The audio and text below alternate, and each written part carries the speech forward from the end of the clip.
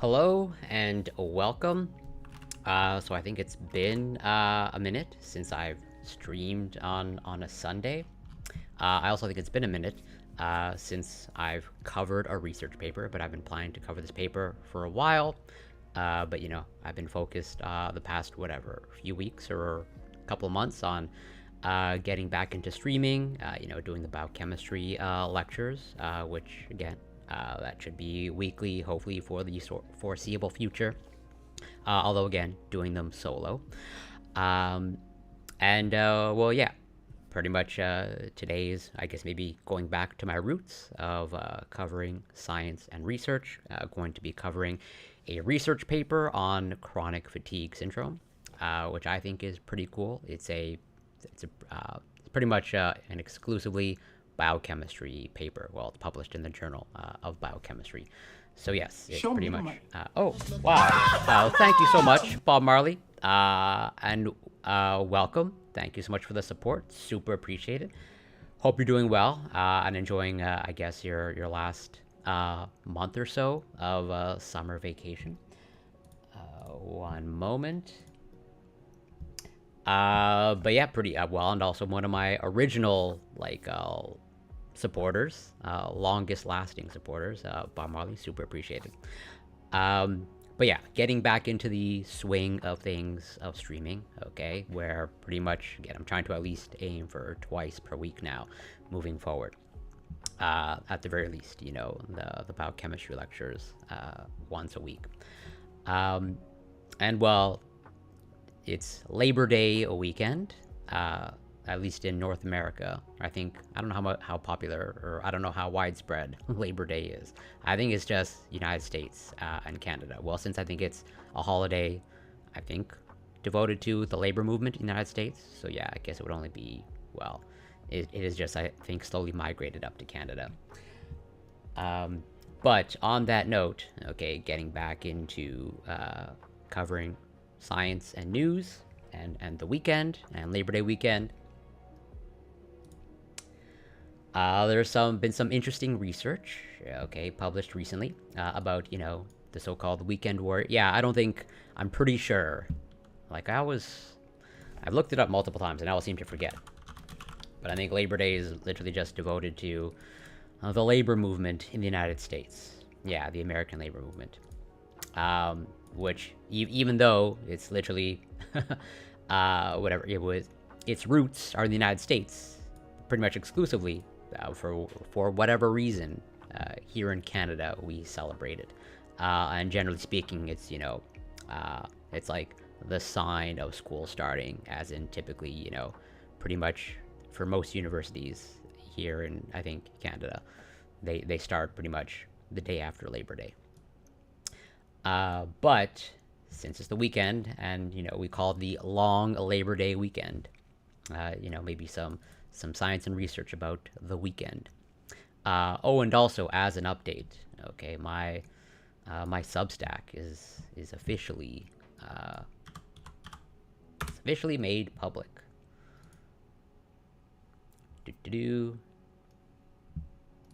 Posts here.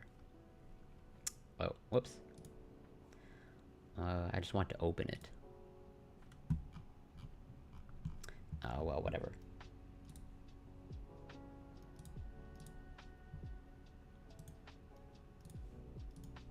But yes, here's the link for anybody that is interested. You know, I plan to hopefully, whatever, get it to as many people as possible. Oh, you did? Well, good. Well, you know, hopefully provide some context. And if you have any feedback on it, or what's your thoughts on it, if you want to share, by all means. So yeah, there was this research published recently about, you know, the weekend warriors, where understandably, okay, many people can't fit in workouts, you know, whatever, Mondays to Fridays, and, you know, they will tend to concentrate their physical activity over the weekend, hence the term weekend warriors. And, you know, as I've shared about research in the past, like when it comes to getting the benefits of exercise, you know, you don't need to go all out, you know, every day, or, you know, 5-7 days per week. Even though I participate in a lot of physical activity, and I pretty much do it virtually every single day. You know, I'm probably more to the extreme, and definitely, you know, you don't need to engage in as much physical activity as I do to get the health benefits. So, like, I do it largely because I enjoy it. I also enjoy, whatever, getting the health benefits, and also pushing my limits, or whatever, testing my limits. But in terms of strictly speaking, okay, when getting the modest or the majority of the health benefits of exercise, you don't need to do a lot day in and day out. But according to a new study, evenly spreading out the recommended 150 minutes of moderate to vigorous physical activity throughout the week may not be necessary to reap its benefits for cognitive health. The authors of the study were particularly interested in the effect of concentrating physical activity during just a couple of days of the week on the risk of dementia, Parkinson's disease, and stroke. The study finds that weekend warriors who get more than 50% of their weekly exercise on their days off seem to benefit just as much as those who distribute their activity across the week. When physical activity is concentrated in just a couple of days, the remaining 5 days of comparatively less activity become a time for the body to recover, heal, and gain strength. A new study suggests that weekend warriors who complete most of their exercise over 1 to 2 days within a week may reap similar cognitive benefits, such as lower risk of dementia and Parkinson's disease, as those who exercise more regularly. Experts agree that participating in moderate to vigorous physical activity for at least 150 minutes a week is associated with profound health benefits. For many, however, finding time to exercise during a busy week is difficult. Now, a large observational study published in Nature Aging, and I tried to get the study, at least from home. You know, it's unfortunately paywalled. I should be able to get it through, let's say, my institution, or I guess technically now former institution. But hopefully I can get my hands on the full study. But yeah, study published in Nature Aging finds that when the majority of physical activity occurs on just 2 days a week, the weekend, for example, the same health benefits apply, particularly in the area of brain health. The purpose of the study is to investigate an area the authors feel has been under-researched, the timing and pacing of recommended levels of moderate to vigorous physical activity. Depending on one's schedule, those 2 days may or may not be the weekend. The point is that, according to the study, one can go a bit lighter on physical activity during busy days and make up for it in less tightly scheduled times.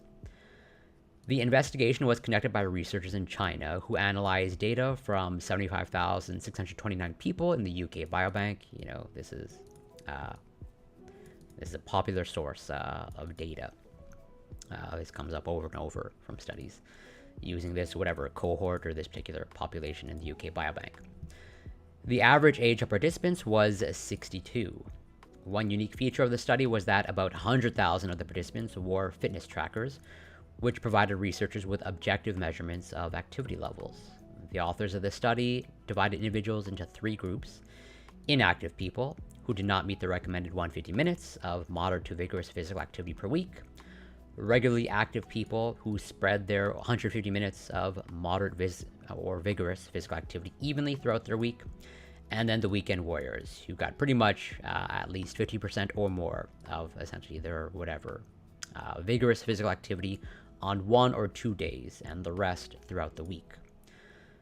So essentially, a concentrated dose of exercise, of moderate to vigorous physical activity during the weekend, and then the other half, or 49% or more, in the rest of the week. The researchers were especially interested in the effect of physical activity on brain health, such as dementia, Parkinson's disease, and stroke. The study participants were followed for a median of 8.4 years, during which time the researchers combed medical records to track the incidence of dementia, Parkinson's disease, stroke, and other psychological disorders among the study cohort. Why is moderate to vigorous exercise good for cognitive health? Paul Arciero, I guess, professor of the Health and Human Physiological Sciences Department, who was not involved in the study, explained that moderate to vigorous physical activity benefits the brain in numerous ways. Arciero said physical activity increases blood flow throughout the body, including the brain, which helps deliver nutrients and oxygen to the cells and removes harmful, unwanted waste products, toxins, etc. Increased blood flow to the brain helps grow new nerve fibers and blood vessels and reduces plaque buildup, inflammation, and free radicals. It increases anti-inflammatory substances and antioxidants, where, this grow new nerve fibers, if I remember correctly, one of the mechanisms behind this is that exercises increases what they call BDNF, which is brain-derived neurotrophic factor, which, is supposed to stimulate the growth of new nerve fibers.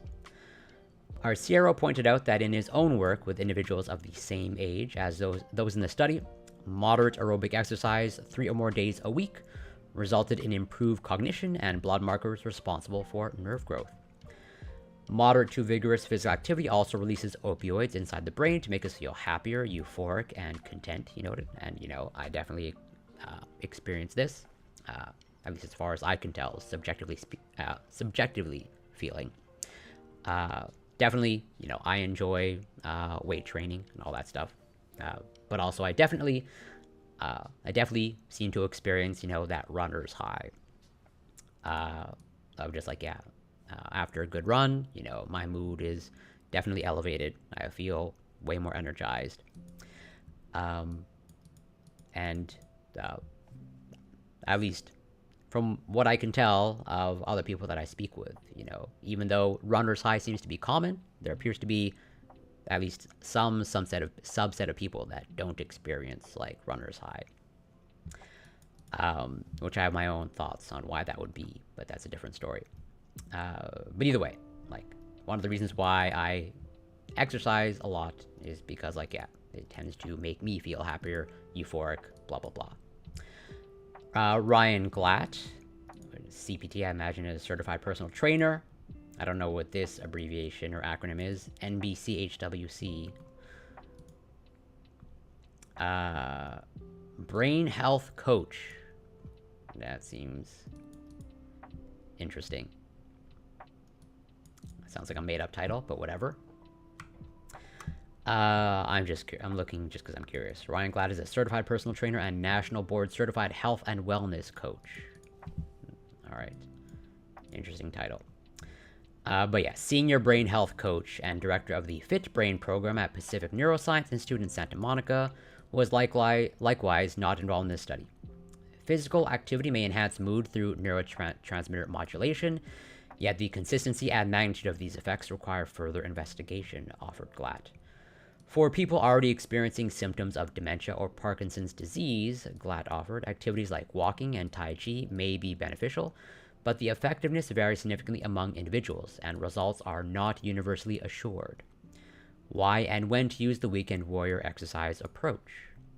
Arciero said our bodies work best when we move every day, doing general activities such as taking the stairs, gardening, walking, and so on. He noted that it is important to let the body recover after moderate to vigorous intensity exercises. Therefore, he said, while the weekend warrior approach may be ideal for people unable to fit moderate to vigorous physical activity into their routine, they should still aim to simply be generally active 5 days a week and then push a little harder on the weekend. As long as you include a proper warm-up and cool-down, Arciero said. Glatt said the study suggests that the weekend warrior exercise pattern might offer similar brain health benefits as regular exercise, though the evidence is not conclusive. Arciero suggested a weekly schedule that may be suitable for those who can't spread out their more vigorous exercises throughout the week. An ideal scenario would be walking 4 to 10K steps a day during the week, and then longer, more intense fitness activities during the weekend, he proposed. A longer hike, bike, swim, tennis, yoga, or weekends can then serve as recovery time. Which, on that note, as I shared last stream, okay, the supplementation with both cranberries and cocoa powder in my smoothies, again, still seems to be paying off quite a bit. As mentioned, it seems subjectively to have increased my aerobic capacity, but also in terms of like recovery. Again, this could all just me be better at running, in terms of just, as I consistently do it, I get better and better. But I've been doing it for a while, and whatever. This spike seems to be pretty anomalous. But maybe I've just reached some sort of like exponential improvement in my running, either like my running economy, or like my technique or whatnot. But either way, it seems to be correlated with me starting to add cranberries and cocoa powder to my smoothies. One second. So I want to make sure that I actually cover the research paper that I said I was going to cover. I was supposed to cover it on Wednesday. Hi, Cal Rich. Welcome. Great to see you. I definitely... So, 3 of the 4 ingredients that you mentioned are also what I put in my smoothies. Spinach, kale, mango. I don't really do pineapple. Although there's way more, like I can list my entire ingredients. And well, I don't necessarily always put kale and spinach at the same time. I kind of like sometimes alternate it. But my smoothies, okay, like, excellent question. So here are the ingredients. I should probably make my text much, much bigger. Spinach. I do carrots. I do cherry tomatoes. I do blueberries. Strawberries. Raspberries. Mango. Hemp seeds. And I do cranberries. And then I do cocoa powder. And then I do like a tablespoon of olive oil. I think that's the entirety. Well, and I also had a scoop of like protein powder and all that stuff. Yeah, I used to add flax to my smoothies, other things, but flax, when let's say put in water, at least in my experience and what I've looked up, tends to act as like a thickening agent. Like it just turns into this like gelatinous substance that I don't particularly enjoy, or makes my smoothies a little bit more difficult to drink. So I've swapped out. Yeah, and that makes sense. But that switching out with the hemp seeds. But also I add that tablespoon of olive oil, which gives me a decent amount of unsaturated and polyunsaturated fatty acids. So in terms of blender, okay, so I can only share what I have. Or I can only share what I have and what I've used. Okay, so I used to have, okay, a Ninja blender that looked basically pretty much like this one. At least the blades were the exact same that I had. The base is a little bit different. Mine was a little bit fancier, but the blade, it was this blade system basically, and I used it for like 5 years, if not 6. And you know, I had no complaints. It worked well. It served its purpose. But then last November, I bought, and I think there's a sale now, actually. Well, they even say here, our biggest sale of the year. Although even their definition of sale, you might take issue with, since I would say even their products being on sale are quite expensive. But the blender that I have, it's a mason jar, so I can put 15 jars in my freezer for fast smoothies. Fair enough. That makes sense. I have the exact model that I have is this A3500. And bear in mind, these are in, this should be in Canadian dollars, I believe. Yeah, this is in Canadian dollars. But either way, like this is, well, it depends on what you mean. So yeah, this, like, you have to use, the container, basically. Because otherwise, like, the blades are in the container, if that's what you're asking. I might not be understanding your question, correctly. But yeah, this is the one that I have, and I've been thoroughly impressed with it. Where yeah, like I didn't think much, or rather, I didn't know what I was missing out on with the Ninja blender. Not that I had complaints at the time, but if I had known that this was that much better than the Ninja blender, I probably would have upgraded earlier, maybe. Although again, me paying for this at the time, like, did not feel good. Even as I got it on sale, Black Friday, and I also got a refurbished one, a certified refurbished. And what I would say is, like, for fast, so I understand, like, the convenience, like, in terms of, you know, having pre-stored smoothies that you can just, like, whatever, put them in your freezer. But what I would say is, well, if I'm understanding you correctly in terms of what you want, like, this blends quite a bit. Well, their whatever, their jug or whatnot, you can do quite a bit of volume, like 64 ounces. And so you can just do like a large batch and pour them into mason jars and then store those in the freezer. Because yeah, so they have, theirs is a 2 liters, but I believe they have like a 3-liter one, maybe even a 4-liter one. But yeah, if you want one that specifically fits mason jars, I don't think that this would be it for you, unfortunately. I'm not sure which one would be.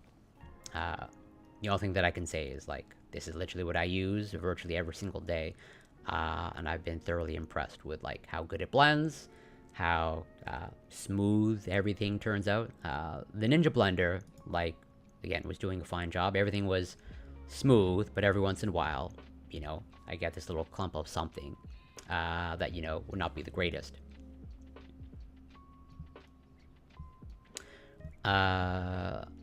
These mason jars just have chopped fruits and veg, then you blend in order to drink it. Oh, I see. As in, like, the mason jar pretty much has all your ingredients in them, and then you just whatever put it on the blender. I guess. Well, so, like, do you literally want the mason jar to be able to, like, attach to the blender, or do you just want something that, like, that you can dump from the mason jar? Oh, I see. You want something like the NutriBullet system, I think. I believe.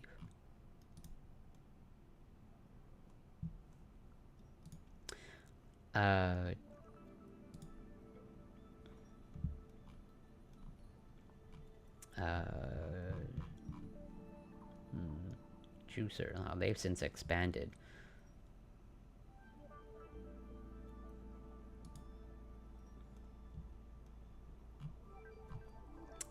Yeah, so somewhat like from this picture here in the middle there. Like, they have their little, it's not a mason jar, but they have, like, whatever, the little cup there that screws on, that I think screws on to this. Yeah, okay, perfect. That's probably exactly, copy link.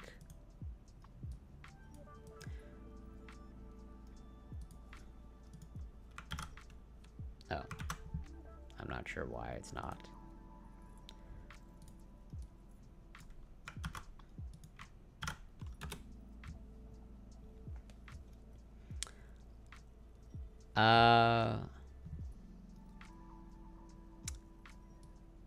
I see.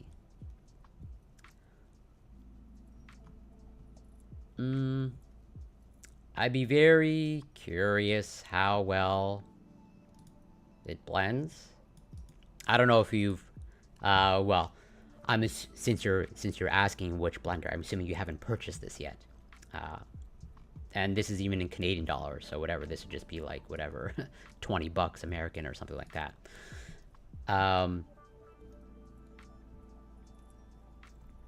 So the nice thing, another nice thing about this is that it has, so, you know, it's not self-cleaning per se, in that, you know, whatever, you do have to do something. But pretty much it has, I don't know, let's see the specifications.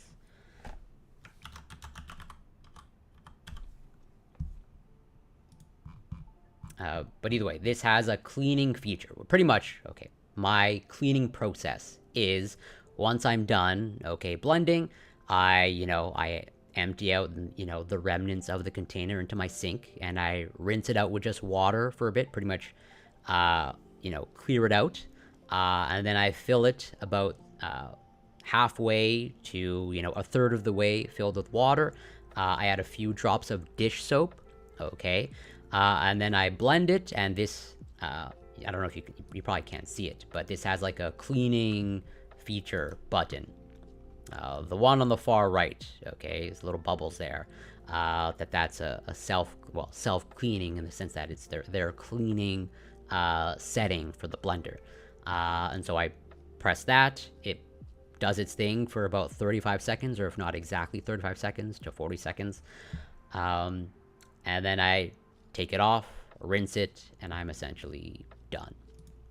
I think, and even then, I think they might have maybe a type of blender that you're looking for.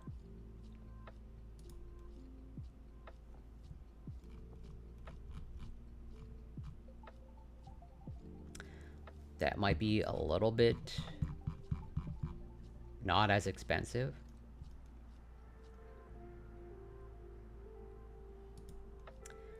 The Explorian.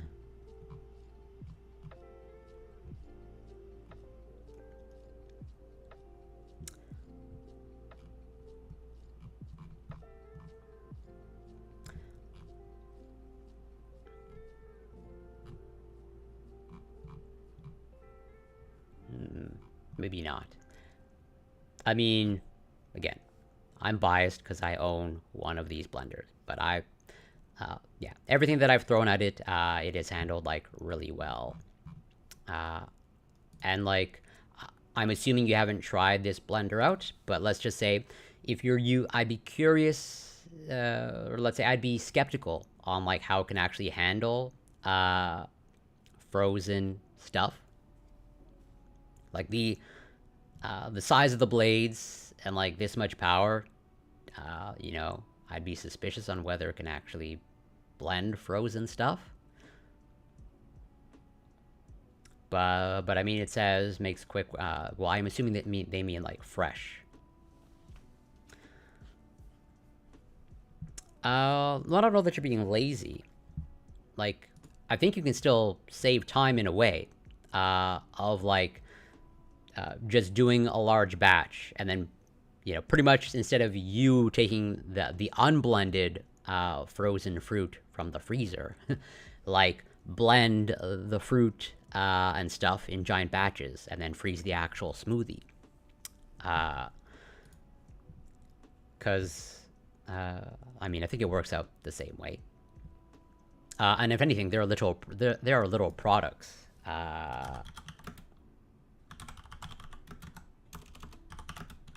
I also buy these and add a couple of cubes to them. But I think this is just a sort of a local or Canadian thing, where there are smoothie cubes that you can buy that are literally just pretty much frozen smoothies. That they come in like these little wheels here, and they even have their own blender now, where yeah, you just add it to either their blender or my blender, and it just blends it up. So it's the same principle. So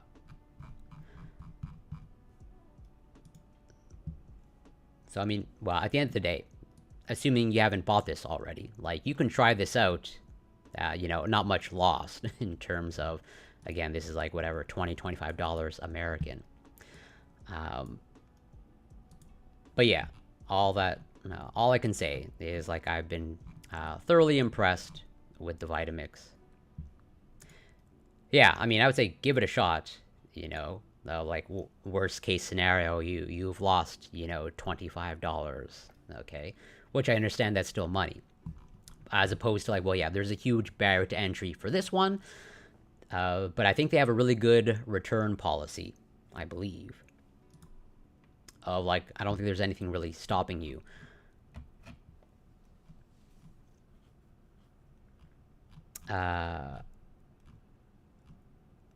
Like I mean, I can even check my own. When I bought it, I think there's like a 30 to 60 day like money back guarantee.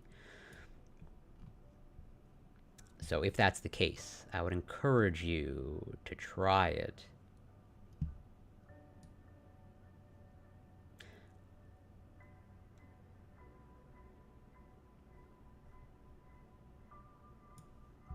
Durability and yeah. Warranty and support. Maybe. Well, I don't know for sure, but I imagine it's probably not like transferable from the American to Canadian website. I don't know. And probably probably expired maybe, since we're going on, I got it last November, so going on a year. I'll have to look into that. Not that I'm looking to make a commission, even though I'm really I'm really selling Vitamix here.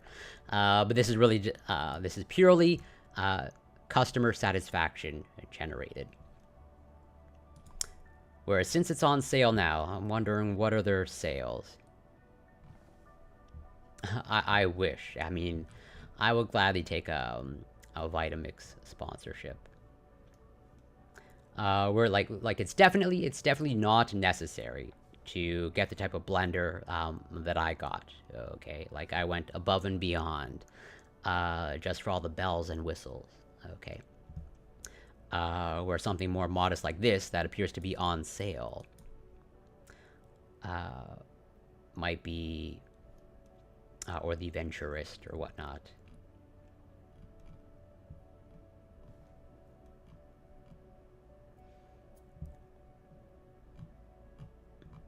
Frequently asked questions. Let's see. Top answers. Service returns and troubleshooting. Let's see.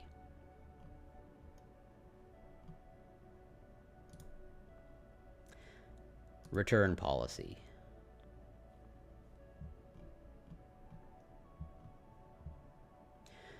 Okay, yeah. So yeah, happy to offer a risk-free 60-day in-home trial for blenders purchased solely on Vitamix.com.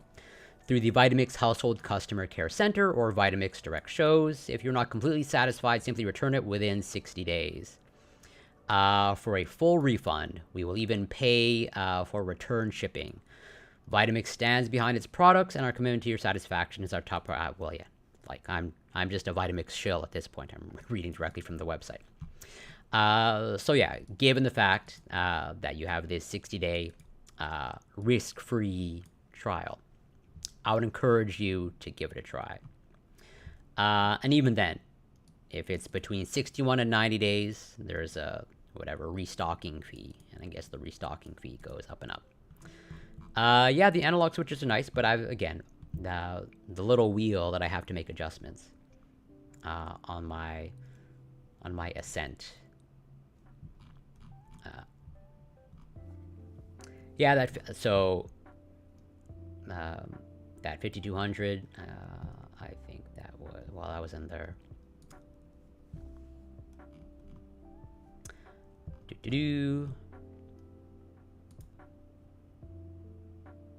Yeah, so this is 419 or 420 Canadian. So that's probably whatever, I don't know, 300 American. So obviously still pricey for sure, but again, not super steep. And yeah, this seems like really solid. Like I think this is almost the exact one, if not the exact one that let's say my sister has that I've used, and it blends like pretty much identically to what I have. It's just I think the container is smaller, and you know you don't have you know the self-cleaning button, and like on my blender, like there's literally a button for smoothie. Of just like, yeah, whatever, a preset feature, which is like, that's nothing fancy. It's just a preset time with a preset speed of the rotor, or it's an alternating speed of like, it starts off at like, you know, 50% speed, and then it goes up to 100%, and then ramps, you know, back down. So, you know, I can technically do that manually, but it's just a preset that they have. That's, you know, whatever, a few seconds of more convenience. Or saves me a few seconds. But like, no, I think this will absolutely serve your needs in terms of making smoothies consisting of largely fruit and vegetables and maybe some seeds. And I think they even tell you pretty well of like what it can do. Usually they will say like whether it can, you know, if you can make your own peanut butter or not.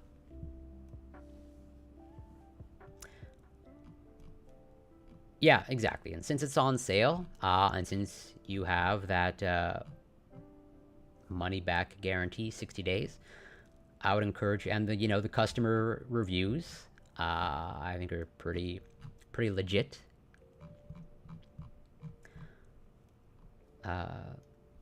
So again, since I'm shilling for Vitamix, you might want to take advantage of the Labor Day sale. And from what I hear, I haven't had to use their customer service, but generally from what I hear of their customer service, it seems to be pretty like on the ball.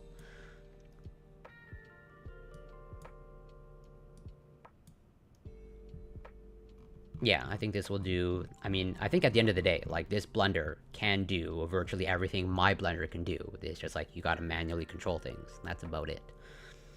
And like whatever, it doesn't have a little auto detect feature of like my base of the blender like detects whether the container is on or not, and all that stuff. But in terms of the fundamentals of blending, pretty much they're all here with this blender.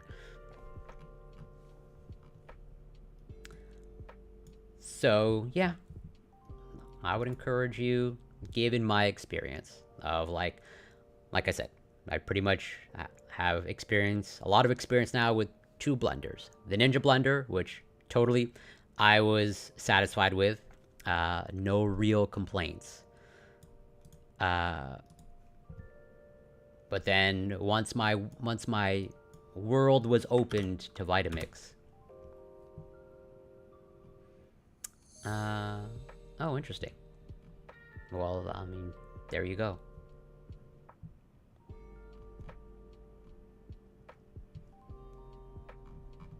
You might have just found your answer.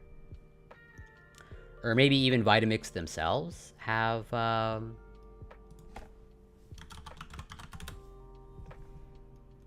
some sort of add-on or in the accessories. Yeah, exactly. Best of both worlds.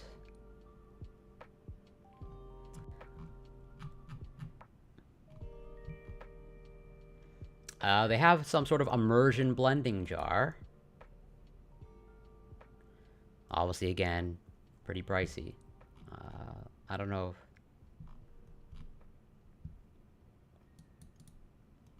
The Blazers.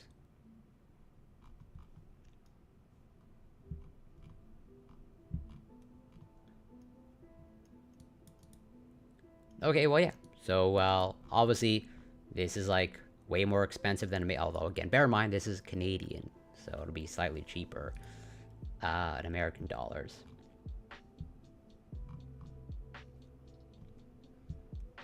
Although temporary out of stock. Yeah.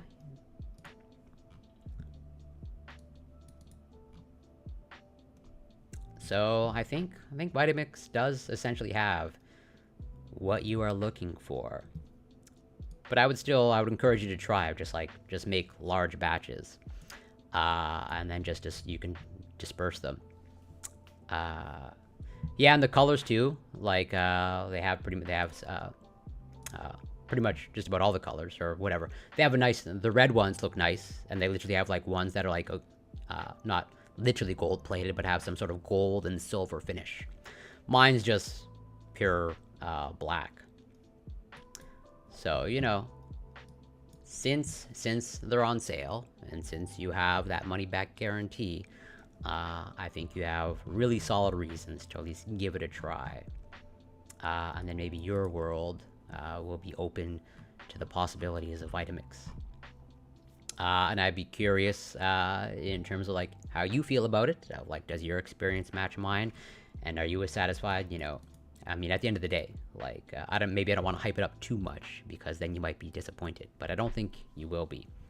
I've been thoroughly impressed so far in terms of what it's able to do. And I make large smoothies. I have, a smoothie in this cup here. I don't know if, let's say, to scale, like this holds about a liter.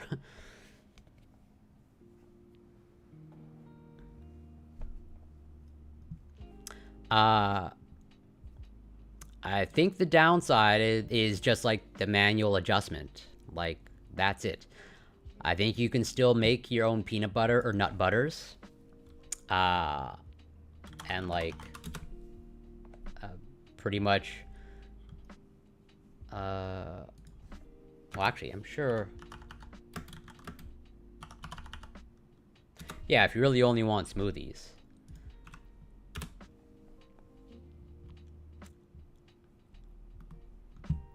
You say that now.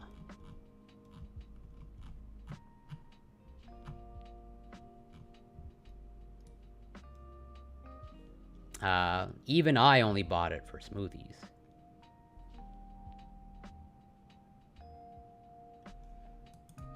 They say that you can compare, but they don't actually.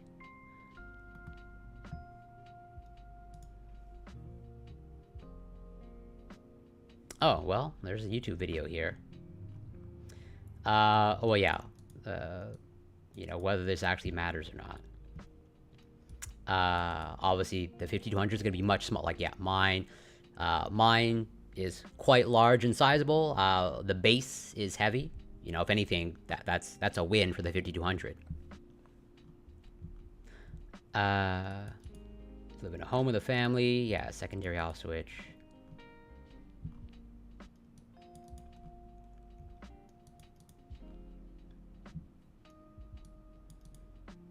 Yeah.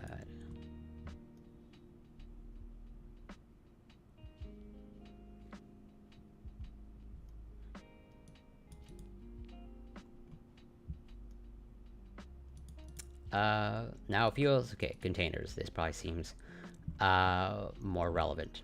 If it feels like the A3500 is crushing the 5200 from a user experience perspective, we're going to balance the scale a little bit and talk about the containers.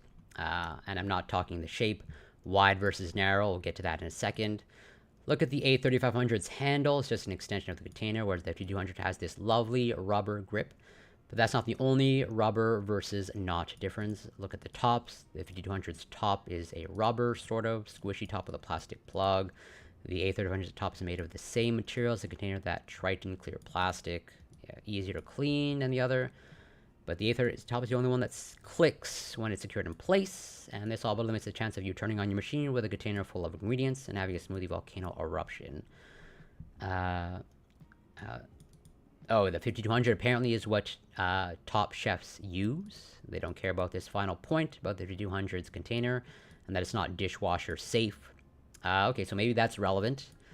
Of like the 5200, the container of the 5200 is apparently not dishwasher safe. And my container is dishwasher safe, but I don't have a dishwasher, so not relevant to me. Or I myself am the dishwasher. But I mean, yeah, apparently the 5200 is a top choice for whatever professionals. Processor, yeah. Yeah, absolutely, I can link it. Where this seems to be a transcript of the YouTube video contained in the article. Which, like, yeah, so, and if you just go on YouTube and, you know, search Vitamix reviews and, you know, I think pick just about any model that you want, like I did the same when before I decided to purchase mine. And so you get really good reviews. So yeah, you know, I guess my shilling is done for now. But yeah, if you end up going with it, I'd be curious to get your feedback on it. So yeah, getting back to what I wanted to cover, which is this paper right here on chronic fatigue syndrome, also known as myalgic encephalomyelitis. Okay. Yeah, sometimes their pricing is a little bit weird. And like, so yeah, that's another reason why my A3500 was a little bit cheaper, because I got a reconditioned one. It was like both on sale for Black Friday and it was reconditioned. But even then, it only saved me like $200 Canadian, which, given that, you know, it costs around $800, $900, still a very steep price. But again, in retrospect, I'm happy that I bought it, because I use it virtually every single day, day in and day out, and it seems to work exactly the same today, about a year later, as the day that I bought it, with like no change in performance that I can tell. Oh, $15 per day in terms of, like, I guess what you buy. Yeah, that will pay off pretty quickly. That's like 20 bucks Canadian. That's a lot. And again, once you get it, you might start thinking about, blending other things. Who knows? So yeah, this paper here, okay, which was published fairly recently, was published this year, I think back in April, March or April. Let's see. Oh no, I'm incorrect. Published November 27th, 2023. So about a year ago. But one of the reasons why I want to cover this is, well, one, because it's a strictly biochemistry paper, and two, they're dealing with actual patients, and they appear to be finding something that's like biologically relevant, and like something that's potentially measurable when it comes to chronic fatigue syndrome, or myalgic encephalomyelitis, where this, from what I understand, I'm definitely not an expert on chronic fatigue syndrome, but it seems to be difficult to diagnose, or let's say, there does not appear to be, as far as I can tell, like an actual like biomarker you can track of, like, hey, given that this is elevated or whatever, lower than baseline, therefore you have, chronic fatigue syndrome, or essentially, basically, nothing really shows up on, objective tests, from what I can tell, when it comes to chronic fatigue syndrome, where it's mostly diagnosed, pretty much by, symptoms, essentially.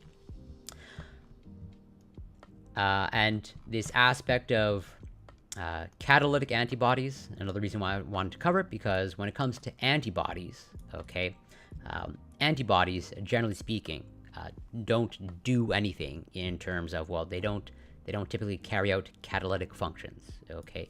They typically just like bind to stuff and stick to stuff, where they don't actually tend to do something. Where in this figure here, okay, where you have these antibodies with these scissors, okay, traditionally, antibodies don't do that, okay? They just kind of like bind to stuff and stick to stuff and sort of like whatever, crowd it out, to put it crudely. And so to find antibodies that actually like do things, that actually catalyze reactions, is not that common. And that to find that in the context of chronic fatigue syndrome, and they also include a couple of patients with multiple sclerosis as a comparison, where catalytic antibodies also appear to be playing some sort of role there. So, myalgic encephalomyelitis, or chronic fatigue syndrome, is a complex multi-system disease that is often characterized by post-exertional malaise. Even minor activity can cause the patient to experience a crash in physical and or mental energy. However, symptoms experienced by these patients fall along a broad spectrum, ranging from mild to severe, for example, bedridden, okay? Where I think potentially a notable example of chronic fatigue syndrome, or maybe chronic fatigue syndrome, I don't know if they've explicitly said or been explicitly diagnosed with this, but individuals that have long COVID or have some sort of post-COVID infection syndrome sometimes can suffer from what seems to be chronic fatigue syndrome. And I think there's a notable case of, I think, Physics Girl, who had a YouTube channel, I believe, with millions of subscribers, unfortunately and sadly, is now effectively bedridden as a result of from what I can gather. I don't think they've exactly explicitly said that they have chronic fatigue syndrome, but they appear to have, something in that vein as a result of, long COVID, or, a post-COVID infection, or post-COVID infection syndrome, where they're effectively, in bed for, the vast majority of the time, or 20, 24 hours a day. They can't really do much. Where yeah, they are bedridden. Therefore, to properly diagnose the patient as having myalgic encephalomyelitis, chronic fatigue syndrome, a clinician refers to a checklist of conditions specific to the disease, such as those outlined in the Canadian Consensus Criteria.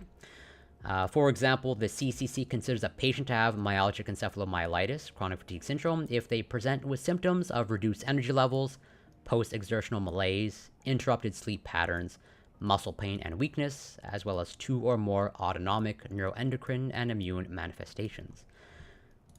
Since the 1980s, there has been considerable research comparing healthy controls and patients with myalgic encephalomyelitis, CFS, and back in the day, 15, 20 years ago, it was just known as chronic fatigue syndrome.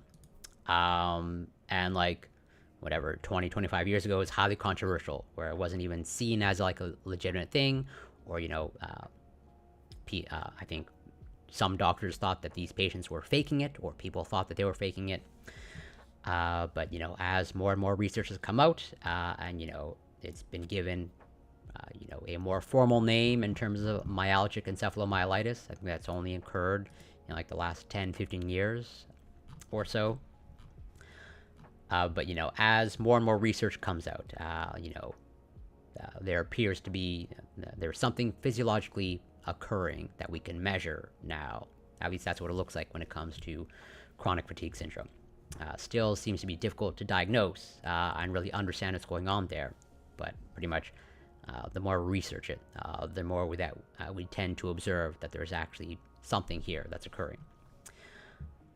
But yeah, there's been considerable research comparing healthy controls and patients with ME/CFS, where several abnormalities of the autonomic and central nervous system have been correlated with positron emission tomography studies, revealing vast neural inflammation. Oxidative stress has also been linked to ME/CFS, which may negatively impact the metabolic and immune systems, as well as contribute to increased blood-brain barrier permeability, which this is essentially just saying that, we have a blood-brain barrier that's designed to keep, most things out, or only allow in what we actually really want and need. And they're just saying that basically the blood-brain barrier is becoming leaky, allowing the passage of larger blood components, including antibodies and other immune cells, into the central nervous system. Autoimmunity, which autoimmunity is, auto Latin for self, just essentially means self-immune or self-immunity, which has been reported in people with ME/CFS, results from diminished self-tolerance, where more self-antigens are seen as foreign substrates. For example, fatigue, which is correlated with post-exertional malaise in myalgic encephalomyelitis, occurs as a major symptom in other autoimmune, mitochondrial, and infectious diseases. Therefore, post-exertional malaise in ME/CFS may be the result of poor self-tolerance combined with microbial exposure involving molecular mimicry. Symptoms of myalgic encephalomyelitis (CFS) also overlap with those of other autoimmune diseases, in particular multiple sclerosis, or MS. MS is an inflammatory disease of the central nervous system, primarily characterized by demyelination, which this is, in essence, your neurons or nerve fibers. They have a certain amount of, let's say, insulation on them, just as you have insulation on, your power cords or your cables. But obviously, the materials are different than, what's on your neurons or nerve fibers. But this demyelination, is effectively loosely analogous to, stripping the insulation off of your power cords or your cables. The connection becomes unstable, and if anything, with enough damage, the connection is severed.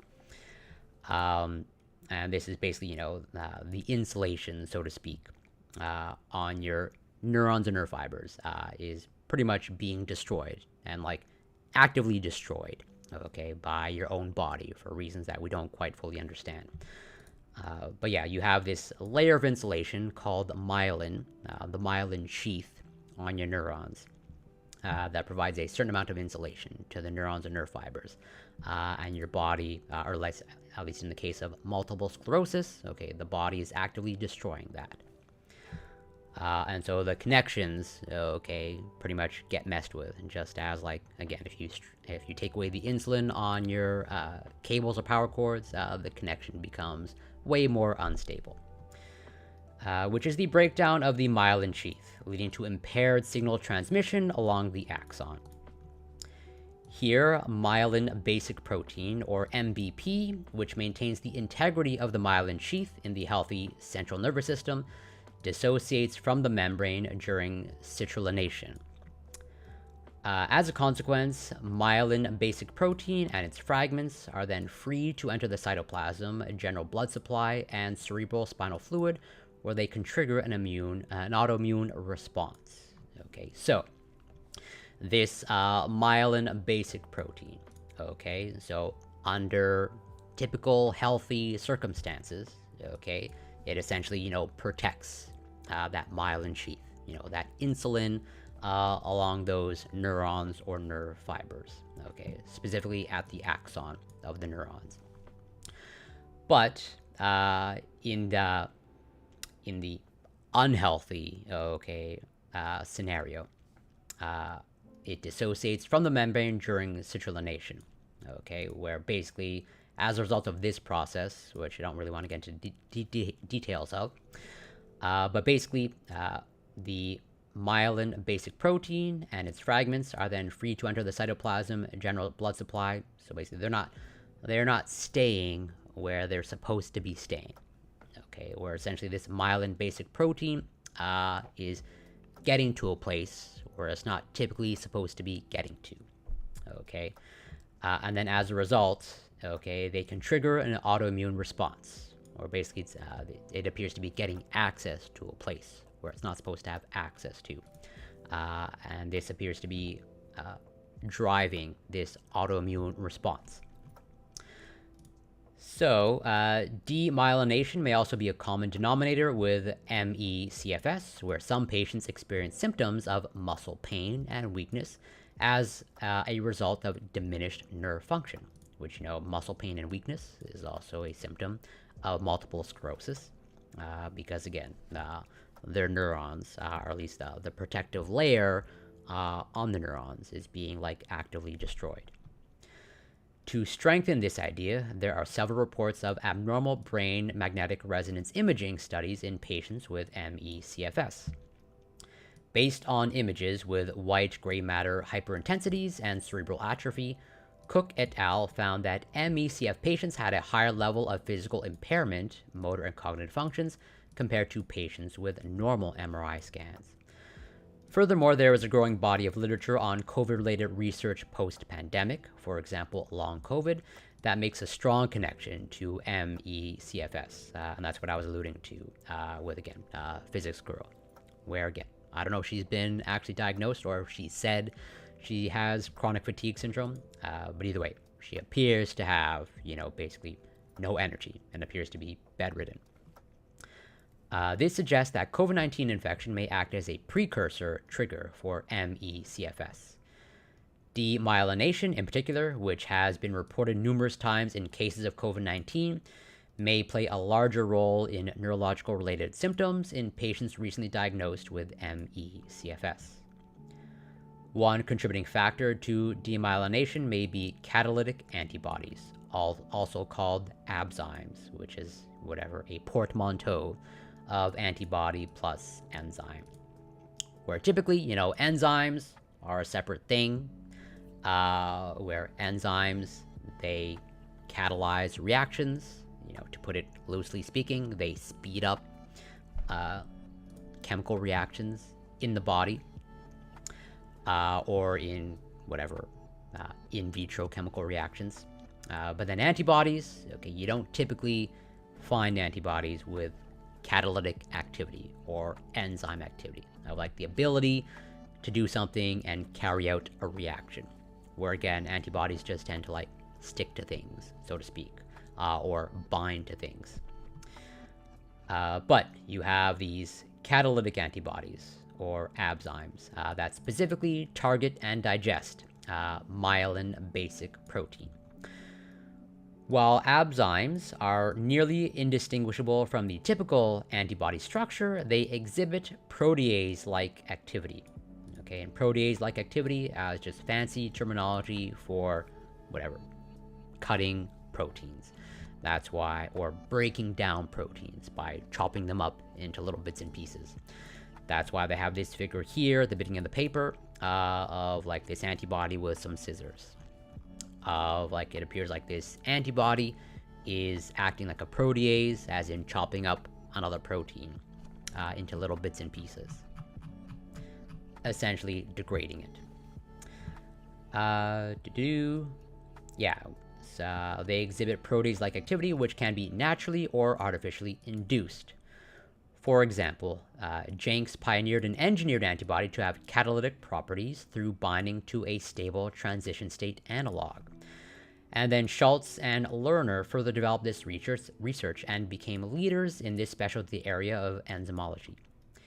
Catalytic antibodies can also be synthesized using the TSA to perform specific functions. In one such case, Landry et al. Demonstrated the production of anti-cocaine antibody conjugates, which exhibit cocaine benzoyl ester hydrolysis to reduce drug addiction. Furthermore, catalytic antibodies have been developed for therapeutic purposes, including selective catalytic cleavage of immunoglobulin M, or IgM antibody, of the HIV coat protein GP120. So all that to say is basically catalytic antibodies have been exploited for a number of purposes, including, therapeutic purposes in diseases and conditions. And they have also been engineered, or some researchers have engineered catalytic antibodies. But naturally occurring ABZymes, or catalytic antibodies, on the other hand, were discovered by Paul in 1989, which, is somewhat recent, at least, given the pace of scientific discovery. I'd say 1989 is fairly recent. Since then, many catalytic antibody types have been identified, including those that target myelin basic protein in multiple sclerosis and the neuropeptide vasoactive intestinal peptide in pregnant women with asthma.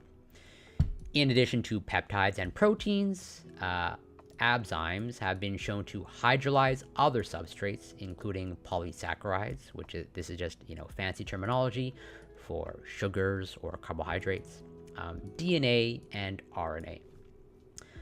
While a low catalytic rate and high substrate affinity have proved a challenge for chemists to design function-specific TSA ABZymes, these properties have given clinical researchers the unique perspective of how certain autoimmune pathologies could result from long-term tissue damage, as in the case of demyelination. One-way catalytic myelin basic protein antibodies may cause damage is by directly binding to the neuronal tissue and hydrolyzing basic protein in situ. Evidence supporting this has been provided by immunocytochemical studies showing that myelin basic protein specific antibodies were localized on the axon during active demyelination. Okay, so obviously there's a lot of technical jargon here. What are they saying? Even I myself, have to take time whoopsies, I don't want to delete the highlight. Have to take time to understand what they're saying. So, like I said, these catalytic antibodies, okay, so your traditional role for antibodies, the non-catalytic kind, they just, bind to stuff and stick to them. But yeah, these catalytic ones, okay, they can have certain functions, and so one of the functions, at least in this case, what their hypothesis is in terms of the role of catalytic antibodies when it comes to ME/CFS, assuming there is this association between, demyelination, okay, and ME/CFS, is that myelin basic protein, okay, the MBP. that plays an important role in maintaining the integrity of that myelin sheath, okay, that insulation, okay, that your neurons or nerve fibers need, okay, which, yeah, as they say, the myelin basic protein maintains the integrity of the myelin sheath in the healthy CNS, okay. But what they're hypothesizing is that these catalytic antibodies, okay, they might be targeting, okay, the myelin basic protein, okay, and basically breaking it down.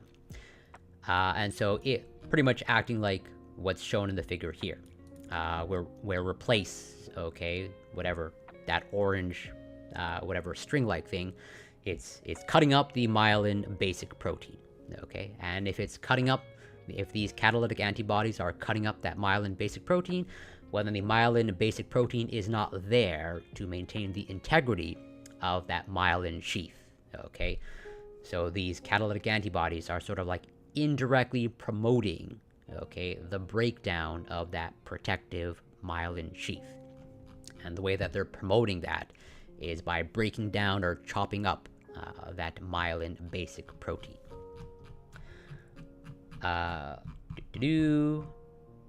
So, in this report, we demonstrate antibodies isolated from ME/CFS blood plasma appear to have a proteolytic activity.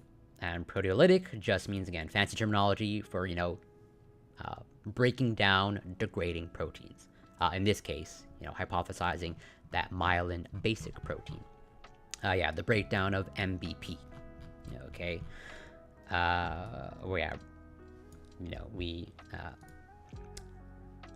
Lysis, or the term lysis in biochemistry, biology, typically means, whatever, breaking down, or, when in the context of cell lysis, which is a term that pretty much almost literally means, the cell is exploding. But either way, this term proteolytic is just fancy terminology for breaking down protein. In this case, that myelin basic protein. Given the overlap with long COVID / multiple sclerosis neuropathies, catalytic myelin basic protein antibodies may contribute to symptoms of muscle weakness and nerve pain in some patients with ME/CFS, which could be the result of demyelination. Okay, so they're essentially saying that there might be some overlapping processes occurring with chronic fatigue syndrome patients and multiple sclerosis patients, and well, even long COVID patients, where again there's this aspect of muscle weakness and nerve pain, okay, that is experienced by long COVID patients, okay, multiple sclerosis patients, and chronic fatigue syndrome patients, okay, and these catalytic antibodies, though specifically the catalytic antibodies that target that myelin basic protein, that might be the commonality or like the common denominator of like that breakdown by that breakdown of the myelin basic protein might be occurring in the long COVID patients, the multiple sclerosis patients, and the chronic fatigue syndrome patients, and they might be breaking down as a result of those catalytic antibodies, specifically towards that myelin basic protein. So, what did they do? Okay, well, I think probably the most important part is, the patient samples. So, and I think it was a fairly small sample size, as they say here, pretty much 19 chronic fatigue syndrome patients, 19 healthy controls, and, just 3 multiple sclerosis patients. So, there's only so much you can extrapolate from a small study like this. But these studies are difficult to carry out. One, to get enough patients, and 2, like, the analysis that they're carrying out is, not exactly trivial. But yeah, chronic fatigue syndrome patient blood was collected, the Stanford Genome Technology Center, in whatever, a tube, blah, blah, blah. And yeah, all chronic fatigue syndrome patients were diagnosed by licensed clinicians using that Canadian criteria. Yeah, the Canadian consensus criteria. So yeah, we collected total plasma antibodies from 19 chronic fatigue syndrome patients, 19 healthy controls, and 3 multiple sclerosis patients, male and female, ages 18 to 69 years of age. Yeah, sample preparation, patient plasma samples stored at minus 80 degrees Celsius, blah, blah, blah. Yes. I'm glad to hear that. I'm excited for you now. For you to see the power of Vitamix.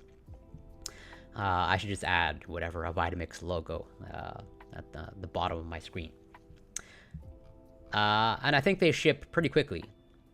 Probably even quicker to you because you're located in the United States. I assume this is probably overall better service. Yeah, the tall thin container is pretty nice, which is, yeah, I think my sister has that exact same model that I use. Very good, very solid. The end result is the same in terms of consistency, smoothness. It's just like, yeah, my blender has like more convenient features. Like I think that's literally it. So yeah, I'm curious to get your opinion on. Oh, fair enough. I can appreciate that. I can appreciate and respect that. So yeah, they isolated the total antibodies. Okay. Yeah, fair enough. That is true. Samples were collected, blah, blah, blah. Okay. Digest assays. Yes. Size exclusion agent was for... Right. Okay. We'll get back to the methodology in a moment. So, given the vast overlap in symptoms with multiple sclerosis, along with increasing reports of abnormal brain MRI suggesting white matter disease in chronic fatigue syndrome, muscle weakness, and nerve pain, as experienced by some patients, may be the result of demyelination. With numerous studies of catalytic antibodies in multiple sclerosis and other autoimmune diseases, we decided to isolate antibodies from chronic fatigue syndrome plasma to determine whether they too showed proteolytic activity toward myelin basic protein. Okay, so the original question, or at least one of the first questions they want to answer, is like, well, are there even these types of catalytic antibodies present in chronic fatigue syndrome patients? Okay, and one, not only are they present, but do they have this ability to break down that myelin basic protein? Okay, so they tried to answer that question. So for this study, we compared 19 chronic fatigue syndrome patients and 19 healthy control plasma samples. Antibodies were also collected from multiple sclerosis patients for method development and as a metric for expected digestion of myelin basic protein. Okay, or you can almost think of that as like their positive control of like they essentially know, okay, that they will find catalytic antibodies in multiple sclerosis patients, and those catalytic antibodies will break down that myelin basic protein. So here we performed digest assays with antibodies purified from plasma, in addition to myelin basic protein as the target substrate, figure 1. The level of myelin basic protein digested, disappearance of the target band myelin basic protein at about 18,400 Daltons, which is that's a molecular weight. Okay, just as whatever a person and every piece of matter on the planet has a weight and a mass, things at the molecular level also have a weight and a mass. And this 18,400 Daltons, that's our way of giving it a weight and a mass. So figure 1. I believe. Let's see, yeah, figure 1, MS 39 to 41. So yeah, they have 42 or 41, 42 patients in total. Yeah. So up here, okay, I wish I could zoom in more, but I can't. But either way, the top half, okay, at least the top left half, those are their chronic fatigue syndrome patients, 1 to 19, okay? And then they have their 3 at the bottom right, bottom right panel. They have their multiple sclerosis patients, okay? So what you're seeing here, okay, this is a polyacrylamide gel electrophoresis, okay? Which this is basically a way of separating proteins by size, okay? As in, the bigger the protein, as in the heavier it is, okay, the higher, basically, as you read downwards, okay, downwards or vertically in each lane, okay, each band that shows up, okay, has a molecular weight, and the molecular weight decreases as you go down each particular lane, okay? So let's say, if you look at one that has multiple bands, okay, horizontal bands, pretty much the black or grayish bands there. In, let's say, whatever, subject number 30, okay, there's, whatever, 3 dark bands there. So the one at the top, that's the heaviest, and then the 2 there at the bottom, well, pretty much it's in descending order of, like, heaviest at the top, then in the middle, and then at the bottom, where it's just separated by size. And so as you read down in the lane, it's decreasing molecular weight, or the lighter it is, okay? And so what that's effectively saying, so when they say the disappearance, so going back to their description, okay, whoopsies. So yeah, here we performed digest assays with antibodies purified from plasma in addition to myelin basic protein as the target substrate. The level of myelin basic protein digested, disappearance of the target band, MBP, at 18,000 Dalton, was compared to the control MBP with no antibody. Okay, so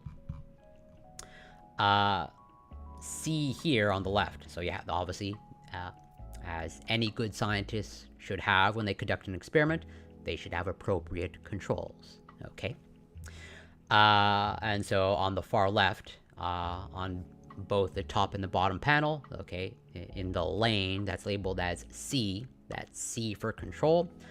So that one single band, okay, that shows up, that is the myelin basic protein, and that's why they label it there, okay, MBP, next to that band at the top of, like, pretty much you have myelin basic protein there, okay?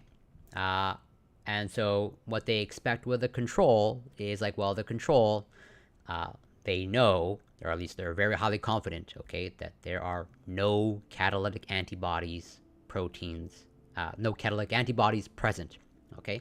So if there are no catalytic antibodies present, then that myelin basic protein should not be degraded, okay? As in, you should not have extra bands showing up, because the extra bands showing up means that that myelin basic protein is being chopped up into little pieces, and that's why you get lower molecular weight stuff. That's why you get lighter stuff and more bands in the other lanes, okay? So basically, any lane, okay, that you see multiple bands showing up, or you see the myelin basic protein band getting lighter, that is a strong indication, or like with almost absolute certainty, or like a high degree of confidence, that that myelin basic protein, okay, is being degraded, okay? So their control, okay, is pretty much, this is untreated, okay? It's just myelin basic protein. They did not treat it with plasma from any of the patients, okay? That was their control. Let's see. Yeah. To the control myelin basic protein with no antibody, okay? And then the other ones, antibodies purified from plasma in addition to myelin basic protein as the target substrate, okay? So essentially what they did is, they purified all the antibodies, or at least as much as they could, from all the patients here, both the chronic fatigue syndrome patients and the healthy controls, and then the multiple sclerosis patients. Okay, and then they essentially took those antibodies from each person that they harvested from, and they incubated it, okay, with that myelin basic protein, and then they ran this polyacrylamide gel electrophoresis, and they saw these results, where basically anytime that you're seeing a lane with multiple bands, that is a strong indication, okay, that the myelin basic protein is being degraded, chopped up into little pieces. As in, patient number 30, okay, that has at the top, it has that myelin basic protein. It's still there. It's more faded, but then those two bands towards the bottom, okay, that's a version of the myelin basic protein that has been chopped up into little pieces. And since it's been chopped up into little pieces, it would be a lower molecular weight. It's been, part of it has been, chopped off, and therefore it shows up more down, or it shows up, below. So all that to say, there's like any time that you see multiple bands in a lane, okay, that's a strong indication that the myelin basic protein is being broken down, more specifically chopped up into little pieces, by presumably catalytic antibodies that are present from the patient that they got it from. Okay, and so if you look at the three multiple sclerosis patients, okay, that they took samples from, so patients 39 to 41, I think you can clearly see that the myelin basic protein, is being chopped up into little pieces by the catalytic antibodies that are present in those samples. And then you can see in about half, I guess. So, patients 1 to 10, okay, they don't seem to have the myelin basic protein being broken down all that much. Or if it is, it's not being broken down a lot. As opposed to in patients 11 to 19, especially 17 and 18, okay, you see that, the top band, okay, where you're supposed to have this dark band of myelin basic protein, it's pretty much all gone. It's all been chopped up into little pieces, and that's why you get all those multiple faded bands that are there.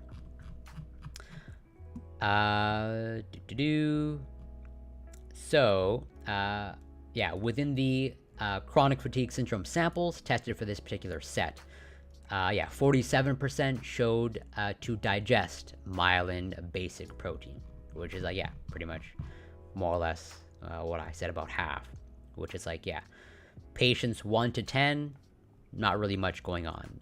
Patients 11 to 19, okay, it seems like you have quite a bit going on in terms of catalytic antibodies present, okay, in the blood samples of those patients that they took from, which is interesting in terms of an inconsistency. For example, figure 1 ME samples 11 to 19. So pretty much the ones that I highlighted, 11 to 19. While in the healthy control group, 5% of the samples all showed digestion of myelin basic protein. You have the healthy controls here at the bottom panel, okay, and they said 5%, and pretty interesting that patient number 30, okay, seems to be that you this person has catalytic presumably they are a healthy control, as in they put them in the group. It seems like I assume they screened them for chronic fatigue syndrome, as in they didn't have that. They don't have multiple sclerosis, and yet despite that, it seems like basically this person, essentially, despite them being healthy control, they seem to have catalytic antibodies that are breaking down that myelin basic protein. Which, that might be a sign of something, of they might be as yet to be diagnosed with, chronic fatigue syndrome or multiple sclerosis. That might be like an early warning sign, potentially. But anyway, some of the healthy controls, okay, the vast majority, 95%, okay, they did not have catalytic antibodies that were breaking down that myelin basic protein, but a small portion were. Though other reports have found catalytic antibodies in healthy individuals, the extent of activity is believed to be limited or below the threshold of causing pathology. In addition, we suggest a few possible clinical explanations for the healthy control antibody digestion of myelin basic protein in this study. Healthy control donor may show digest of myelin basic protein only with in vitro conditions, but actual catalytic antibody levels, if active in vivo, were below threshold of disease, though a clinical threshold has not been defined for a catalytic antibody. So, like, yeah, this finding that they're finding, it might be the result of the fact that, like, yeah, these are in vivo conditions, and it might be the result of how they run their experiment. Of like this might not be reflective of what's actually going on, like in the blood samples inside the body. Or two is at the beginning stages of demyelination. Okay, as in, like, yeah, they might be undiagnosed or as yet to be diagnosed multiple sclerosis. Or three has a viral infection, asymptomatic, or was vaccinated around the time blood was collected. A recent report showed high cross-reactivity between SARS-CoV-2 and human tissue, in particular myelin basic protein. Furthermore, those chronic fatigue syndrome patients whose plasma antibody samples did not break down myelin basic protein may have symptoms unrelated to demyelination. Right. So, how do you? There's sort of, there are consistent findings in terms of, like, there appears to be a clear difference between the chronic fatigue syndrome patients, okay, and the healthy controls, where, like, about half of the chronic fatigue syndrome patients have catalytic antibodies that are breaking down that myelin basic protein, and the vast majority, 95% of the healthy controls, they do not have catalytic antibodies that are breaking down that myelin basic protein, okay? But there is still a little bit of a discrepancy in terms of, like, there's that small portion, that 5% of healthy controls that appear to have catalytic antibodies that are breaking down that myelin basic protein. But then also, okay, you have about the other half of the chronic fatigue syndrome patients where they do not appear to have, okay, catalytic antibodies. And so the myelin basic protein appears to be staying intact. Okay, so what could be explaining that? Well, as they hypothesize, it's like, well, chronic fatigue syndrome has a range of symptoms. Okay, one of them, being that post-exertional malaise. Okay, but as they say, one of the reasons why they're carrying this out is because there appears to be this overlap of symptoms of nerve pain and muscle weakness between multiple sclerosis, long COVID patients, and chronic fatigue syndrome patients.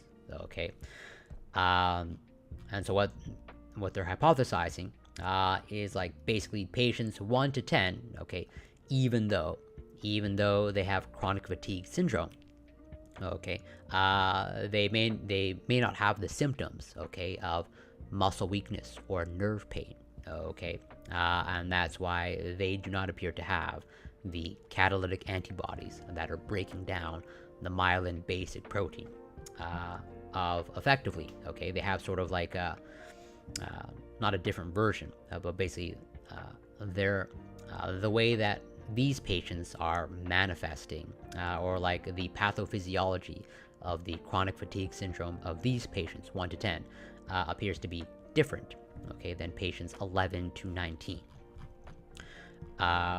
where it's like, yeah, it's all under the umbrella of chronic fatigue syndrome, okay, but you can have different patient populations within a particular disease or condition, and so that could be a reasonable explanation as to why you're not seeing these catalytic antibodies in 100% of chronic fatigue syndrome patients.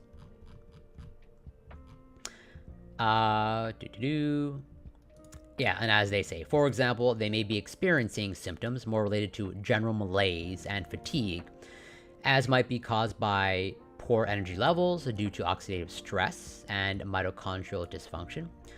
More extensive demographics at the initial patient blood draw, including a current list of specific symptoms, their relative severity, and whether they are acute, chronic, or relapse remitting, would also help with the interpretation of these results. Right. So maybe, if they were to do this study again, or do a follow-up of this study, of like, so their original screening, in terms of including chronic fatigue syndrome patients, was like, do they fit, that Canadian consensus criteria, that CCC, if I remember correctly, which I believe that I do. Yeah, that Canadian consensus criteria. As in, all that they pretty much needed was, a diagnosis of chronic fatigue syndrome. Okay. But if they revised their inclusion criteria of like, well, we're not just going to take, any chronic fatigue syndrome patients. We will specifically include patients, that have chronic fatigue syndrome, but that they specifically have the symptoms of nerve pain or muscle weakness. And then, Jack, welcome. Great to see you. Hope you're doing well, and hope you're enjoying the long Labor Day weekend. And absolutely always in favor of Invasion of the Nerds. Right now we are going over, this paper that I want to go over on Wednesday, but better late than never, about these catalytic antibodies in chronic fatigue syndrome patients. But yeah, so if they specifically selected chronic fatigue syndrome patients that have those specific symptoms of like muscle pain or muscle weakness and nerve pain, and I'm sure even muscle pain as well, that then they might see that 100%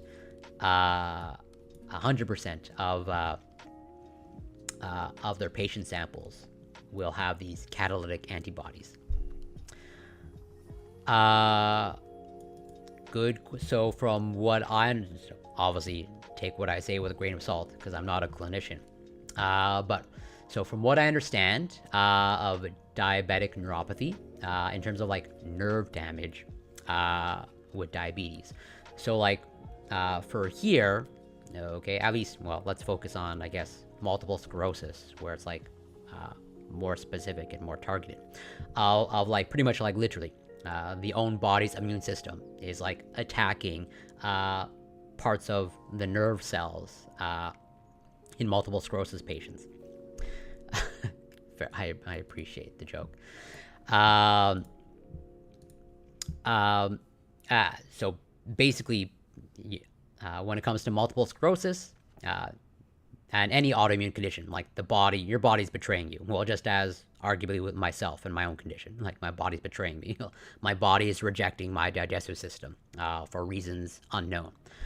And so like we can sort of like point, so to speak, of like, well, the immune system is like doing the damage. We don't know why the immune system is doing the damage, but the immune system is doing the damage.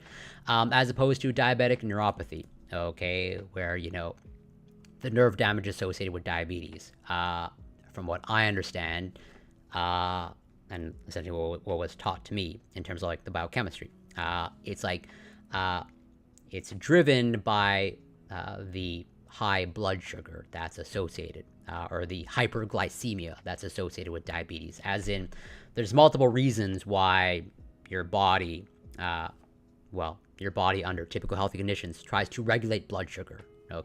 Well, one is to like meet the body's energy demands, etc. But also, like having high blood sugar for prolonged periods of time, like is physically damaging to the nerves. There's that aspect as well, potentially in terms of pH imbalance. but pretty much like elevated blood sugar. It's the elevated blood sugar, okay, for prolonged periods of time that is like doing the damage to the nerves. Specifically, okay, from what I understand, okay, where you're unfortunately your stereotypical, okay, diabetic neuropathy is like leads to like the loss of a foot at the more extreme end. And in terms of like the pathophysiology of that, it's like since since the blood vessels in like the foot or the extremities are smaller, they're more delicate or fragile, so they are more prone. Okay, they're more prone to the damaging effects of having elevated blood sugar or hyperglycemia for prolonged periods of time. And so it's really the controlling of the blood sugar. That would be the ultimate solution. Again, from what I understand of the process, as opposed to here, okay, the nerve damage essentially appears to be like the immune system, or at least a part of the immune system.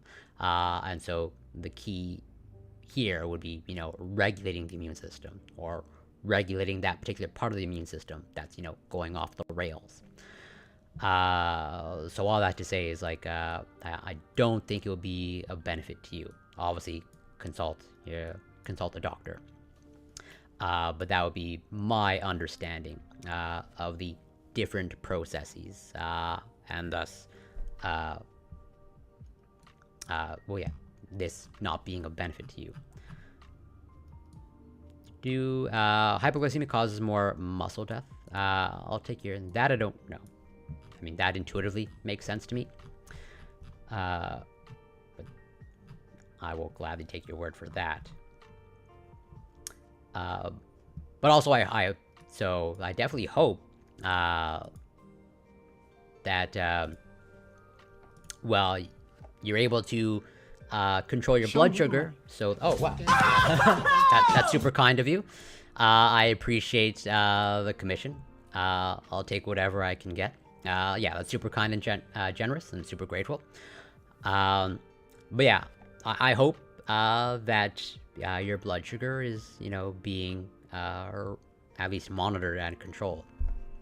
Because, like, yeah, diabetic neuropathy, I definitely don't want that for you or anybody, obviously. Yeah, exactly. Where generally speaking, on average, okay, the blood vessels in the extremities are like smaller and more delicate. It is interesting to note as well that the myelin basic protein digest band patterns between chronic fatigue syndrome and MS, as shown in Figure 1, appear to be different but consistent within each group. So yeah, going back to Figure 1. This one right here, where yeah, the protein digest. So those three multiple sclerosis patients appear to be pretty clear that the myelin basic protein is like being degraded and broken down by the catalytic antibodies that are present in their blood. And also. It seems to be also taking place in terms of the chronic fatigue syndrome patients, at least half of them, okay, patients 11 to 19. But as they say, there appears to be like a distinct difference, okay, where, essentially, for about half of the chronic fatigue syndrome patients, and for all three of the multiple sclerosis patients, okay, the myelin basic protein is being broken down. But it appears to be broken down in different ways, okay? Where the multiple sclerosis patients appear to be breaking down myelin basic protein in a specific way, in a unique way, and then the 47% or half of the chronic fatigue syndrome patients, they appear to be breaking down or degrading the myelin basic protein in a different way, where basically the pattern of the bands, okay, that you see with the chronic fatigue syndrome patients, or at least half of them, and the multiple sclerosis patients are unique. And so that might point to something that potentially interesting, which is what they're highlighting here. That the myelin basic protein digest band patterns between chronic fatigue syndrome and multiple sclerosis appear to be different but consistent with an age group. Additional studies, including sequence analysis of the digest fragments, are required to determine the exact substrate cleavage sites. So it's like, yeah, that's just fancy terminology of like, where exactly are these catalytic antibodies making the cuts? Okay, this myelin basic protein, it's a large thing. Okay, and so you can cut it many different ways. And so they're pretty much saying like, well, further research needs to be done in terms of how exactly these catalytic antibodies are cutting up that myelin basic protein. This information could help further validate, characterize the catalytic antibody properties found in chronic fatigue syndrome compared to those in healthy controls and multiple sclerosis patient plasma samples. We next tested 3 additional substrates to determine if the breakdown of myelin basic protein was more substrate specific or the result of random proteolysis. So, so the breakdown, okay, the breakdown of that myelin basic protein that they're seeing, okay, that might just be the results, okay, of like just an antibody with like, you know, random cutting ability. Of like, are the antibodies specifically cutting myelin basic protein, or are they just cutting every protein, okay, that they encounter? Okay, so they want to answer that question, a question about specificity. So what they do, so here in this, in like the first experiments, okay, they just took the antibodies that they harvested from, you know, each patient, okay, the healthy controls and the chronic fatigue syndrome patients and the multiple sclerosis patients, and they just incubated it with myelin basic protein, okay, and they just saw how it chopped it up or not. But then now what they're going to do is like, well, they're just going to do the same thing, but they're just going to use something different than myelin basic protein. They're going to use a different protein, okay? And if in fact, the catalytic antibodies are like specifically targeting myelin basic protein, okay, then you should not expect other proteins to be degraded or digested by those catalytic antibodies. So, as shown in figure 2a, antibodies from chronic fatigue syndrome 11 only digested myelin basic protein and not the other substrates tested. So casein, that's a protein. Well, that's pretty much one of the proteins found in milk. Alpha-lactalbumin, also I believe a protein found in milk. And lysozyme, that's a protein found in egg, I believe. But either way, these are all just sort of like other proteins to test, like, so if the catalytic antibodies are specifically targeting myelin basic protein, then the catalytic antibodies should do nothing to these 3 different proteins. Both casein and myelin basic protein are considered unstructured proteins because they do not contain disulfide bridges. That's getting into the nitty-gritty details of protein structure. As such, the peptide sequences of both substrates are highly exposed in an aqueous medium. Furthermore, casein is a very common substrate used for standard digest assays and is particularly susceptible to hydrolysis by trypsin, a serine protease. Though we tested only 3 substrates that were not digested, there could be others with equal or greater catalytic antibody specificity than what was found for myelin basic protein in this study. So, effectively what they're saying is like there was this aspect of specificity, okay, as in when they took the antibodies that they harvested from, you know, all their samples, the healthy controls and all the others, and they exposed it to these 3 other proteins, you know, the casein, the alpha-lactalbumin, and the lysozyme, okay, they did not see, okay, this breakdown. Specifically figure 2A, digest assay comparison between myelin basic protein and random substrates, casein, myelin basic protein, alpha lactalbumin, and lysozyme. 1, 2, 3, 4. Oh yeah, yeah, I remember this. It took me a while to figure this out because their numbering system is like really bad here. Let's see. I just want to read the rest before I start explaining more. Kinetics of chronic fatigue syndrome antibodies showing correlation, percent relative activity of myelin basic protein breakdown with... Okay. So yeah. All they're showing here, at least, so for figure 2B, here at the bottom left, it's pretty much, so on the x-axis, okay, you have antibody concentration, okay, the antibody that they harvest, okay, from all their samples, or at least, from the 11 chronic fatigue syndrome patients. So the ones that they know that they have the catalytic antibodies, the ones that break down, okay, that myelin basic protein. And so here, okay, in this graph, all they're doing is all they're showing is as they add in, okay, more of the antibodies, okay, increasing concentration of antibodies, okay, they're seeing more and more of the myelin basic protein being degraded, but they're expressing it as a percentage, more and more, percent relative activity of myelin basic protein breakdown with increasing antibody concentration. So 1 second.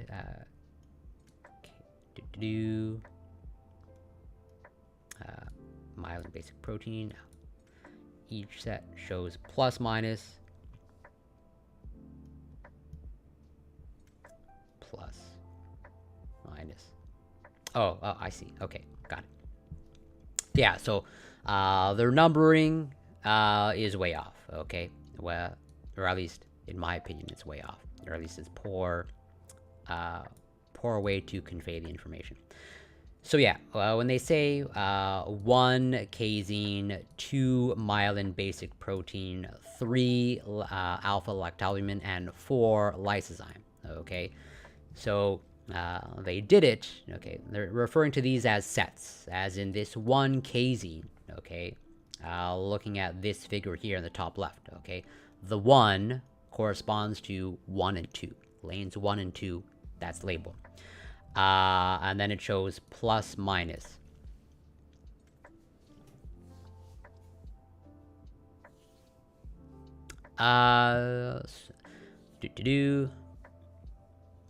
This would so at least imply that the aqueous solution is not truly incorporated. There would be different specific gravities and actual flow created in this. Not 100% sure. If you want to provide more detail, I'm not 100% sure exactly what you mean.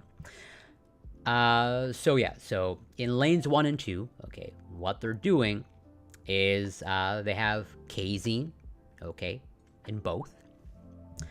And so at the top, okay, the dark band at the top, that's where they include, okay, the antibodies from the patients, those catalytic antibodies, okay? And so in lane 1, okay, that's casein. Okay, that's casein with the antibody. And so the antibody itself shows up. And then in lane 2, that's also casein. Okay, the lower band is casein, but that's without the antibody. Okay, so there's effectively no difference between the lanes. Okay, we expect the antibody to show up because that's what's being alternated. Okay, but this is showing, okay, that the casein is not being broken down, as in the presence in lane 1. You have the antibody present at the top there, and then at the bottom, or, about halfway down, that's the casein protein, okay? And pretty much, since you have no other bands below it, at least nothing significant, okay, that means that the casein is staying intact, as in this is effectively saying that the antibody is not breaking down the casein, okay? And that's why, like, the band is consistent. The casein band, the one that's about halfway down, it stays consistent from lanes 1 and 2. Okay. And then 2, okay, 2, that is the myelin basic protein. Okay. So, and that's where they're showing, okay, or at least they're trying to get the message across, okay, that the catalytic antibody is specific for that myelin basic protein. Of like in lane 3, okay, you have the antibody there, and then you have the myelin basic protein, okay, and then you have a bunch of bands below it, okay, and that means that the antibody, okay, appears to be chopping up the myelin basic protein. And then in lane 4, okay, well, that's in the absence, okay, of the antibody. Yeah, I'll get to that in a moment. And so, well, yeah, so you expect, in the absence of the antibody, you expect the myelin basic protein to stay intact. So, like, pretty much, okay, in lane 4 here, okay, this is what it should look like if the antibody is not digesting the myelin basic protein, okay? And here's where, it gets, even more clear. So in 3, okay, so 3 here is referring to 5 and 6. The 3 refers to the third set, okay? It pretty much goes 1 and 2 as set number 1, 3 and 4 as set number 2, and then 5 and 6 as set number 3. So they include the alpha-lactalbumin protein, okay? And so in lane 5, you have the antibody there, okay? And pretty much in the presence of the antibody, the alpha-lactalbumin stays intact because it looks the same as in lane number 6. Like pretty much in lane number 6, you only have alpha-lactalbumin, okay? So the antibody pretty much is doing nothing to the alpha-lactalbumin. And then lastly, in set 4, which is 7 and 8, pretty much have the same scenario. Like, you have the antibody there, and lysozyme, which is another protein, and the antibody appears to be doing nothing, okay, to the lysozyme. As in, it looks identical to what's in number 8, okay, that one lonely band there. And so it's pretty much only in set number 2, okay, lanes 3 and 4 here, that, there's this clear difference. Like, when you have the antibody and the myelin basic protein, and then you get the myelin basic protein chopped up, okay? Or would see, would expect a more curving line on the graph in figure B on the screen should have an arc to it rather than a slope line, as it would actually create a compounding effect if it were truly equally mixed, and as the percentage went up, you would see a proportional increase in reactivity as well as auto-catalyzing events, creating secondary diminished returns in the treatment process. I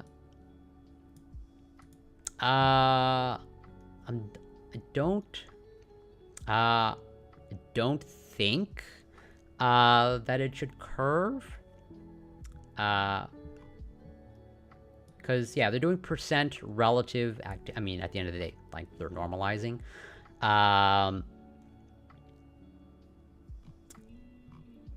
Yeah, I don't think it should curve. This, I'm pretty sure it should be linear, as in, like, what they're showing here, I think is reasonable. Obviously, it's, like, very, almost picture-perfect fit. I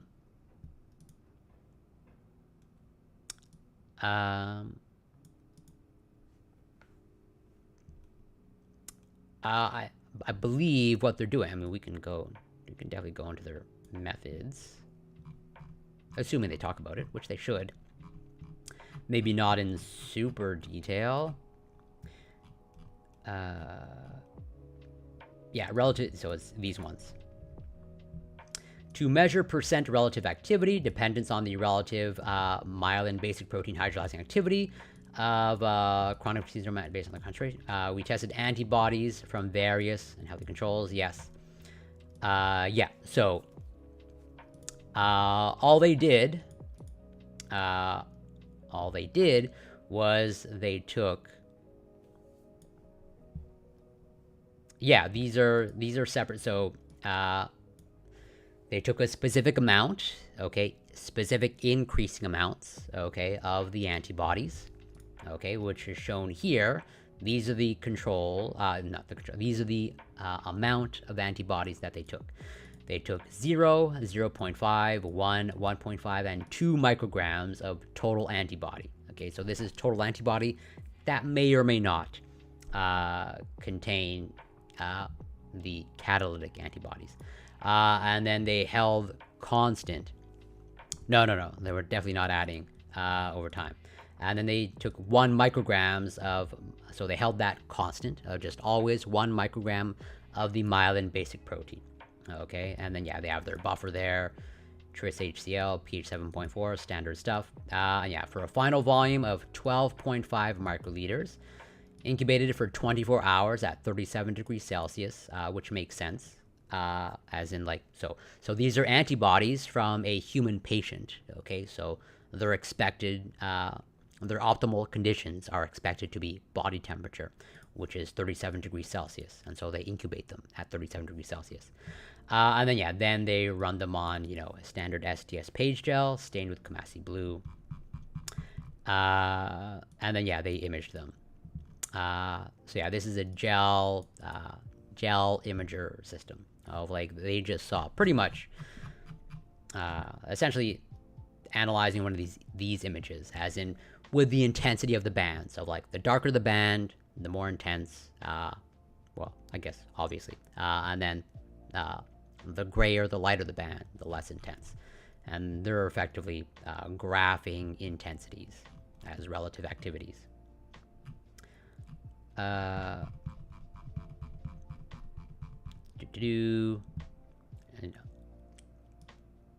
Yeah.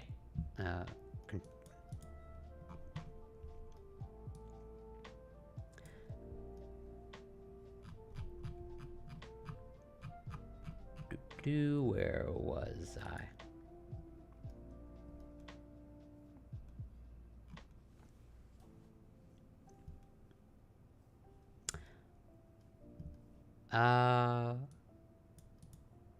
I'm not, oh, no. I mean, it might. I would need more, well, I guess I would need to see a protocol, to know exactly what you mean. Although, you definitely don't need to type me up a protocol. Where was I? Oh yeah, so yeah, we were pretty much finished discussing figure 2a. We finished this. So yeah, so, well, even though, okay, from their results, figure 2a, okay, you know, pretty conclusive, okay, that, you know, the catalytic antibodies are, like, specifically breaking down the myelin basic protein. Okay, they tested other ones, 3 other ones, casein, alpha-lactalbumin, and lysozyme, but that's not representative of every single protein in existence, which are, you know, tens of millions, hundreds of millions. So, you know, they can't conclude, you know, with absolute certainty that, the catalytic antibodies, they only break down the myelin basic protein. So yeah, and that's pretty much what they're saying here. Though we tested only 3 substrates, those 3 different proteins, lysozyme, casein, alpha-lactalbumin, that were not digested, there could be others with equal or greater abzyme specificity than what was found for myelin basic protein in this study. Like, it's possible. It's possible that some of the catalytic antibodies, you know, they might break down, okay, other proteins even better than what they're seeing with myelin basic protein. But since obviously they cannot test every single protein in existence, you know, they have to go with the data that they have. For example, there are reports of substrate-specific antibodies in chronic fatigue syndrome with affinity to human insulin, collagen type 4, which is, you know, a structural protein, gamma interferon, pulmonary elastin, S100 protein, and DNA.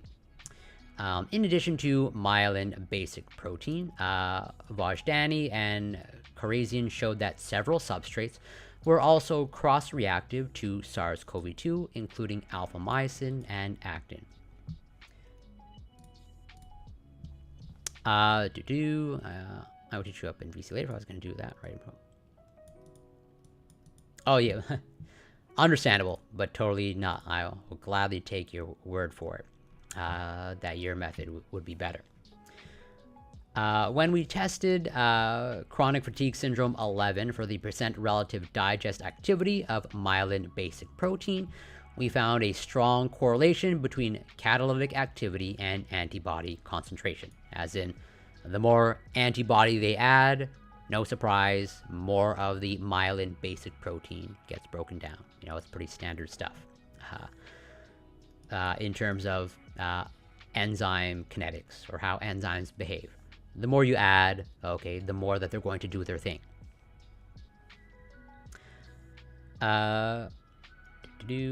Correlation between catalytic activity, which is expected in a typical protease kinetics assay, right?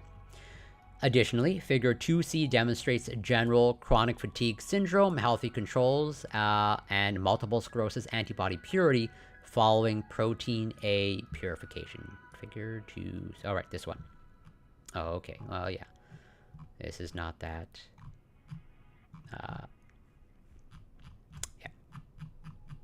not that super relevant. Other than all that to say, there's like they are able to purify the antibodies to a high degree of purity. Like again, they're starting with blood samples, right? Blood samples from human patients. Okay, CFS patient blood, multiple sclerosis patient blood, and healthy control patient blood. Okay, so there's a lot of stuff in blood. But they're only interested in like the antibodies. Okay, and so this figure 2C pretty much just confirmation of like we pretty much isolated only the antibodies from the patient blood. Okay, we got what we wanted. And so we don't need to, we should not be too concerned with like contamination in terms of like what we're seeing. Okay, the effects that they are seeing, they should be coming from only the antibodies, because they got rid of everything else, okay, from the patient samples. Yeah,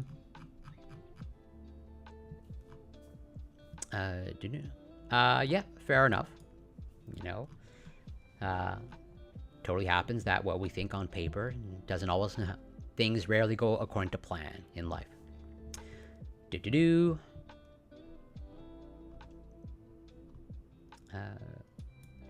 Under non-reducing, blah blah blah. This is all just to further purify the antibody samples. We help rule out possible protease involvement.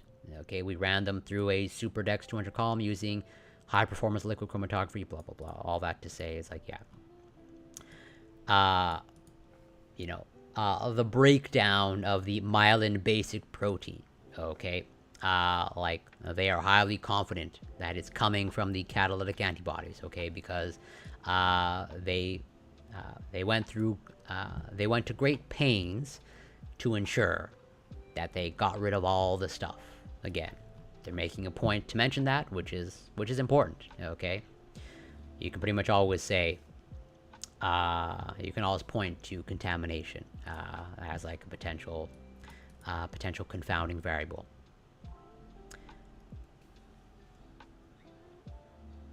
Yeah, I think I operate generally under the same guiding principle of like I try not to speak in absolutes.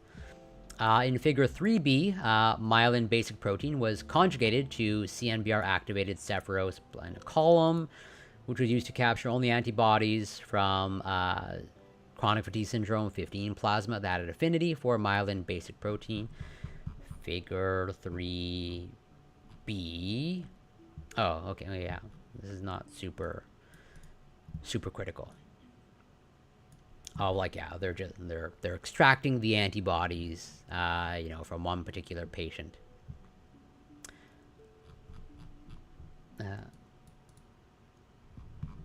Yeah, all that to say is like they went to great pains to ensure that what they're seeing is real. That is coming from the catalytic antibodies that they purified, okay, from the patient samples. Uh, and they made sure that it's not the result of contamination. It's not the result of something else in the samples because they got rid of or they ensured that there's nothing else in the samples except for those catalytic antibodies or just antibodies generally. So while antibody binding to the myelin basic protein conjugated resin in our study was expected to be very strong, okay, high affinity, low KD, which is a characteristic property of Abzymes, we first attempted mild elution conditions to recover the antibodies from the resin. They're just talking about, how they purified or how they captured, okay, these particular antibodies. Because affinity elution is a very delicate process for standard substrate-specific antibody collection, recovery of antibodies with catalytic activities is more challenging. Very sensitive to extreme pH changes, especially those with enzymatic properties, which could be irreversibly damaged.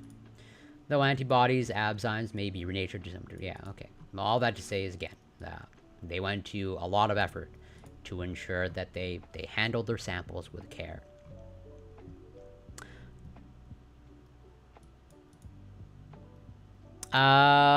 Would you think, based on what you're reading here, animal testing would be a warranted test effects on human analogs? I mean, at the end of the day, generally speaking, as guiding principle, more testing is never a bad thing. Obviously, like within reason. But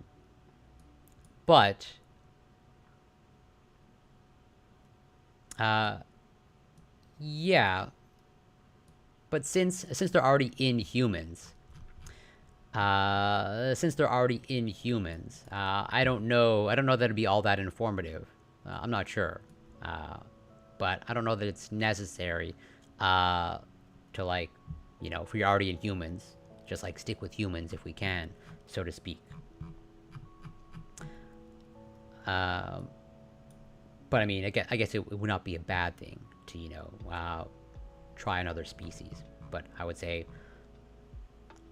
probably not a high priority, so to speak.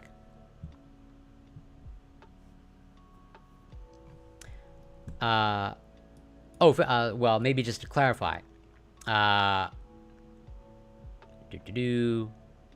like, let's say this that figure here where they're increasing the antibodies, okay, they're doing that in vitro, okay, as in, like, they were not doing that to the patient, because I would agree with you, there's potentially,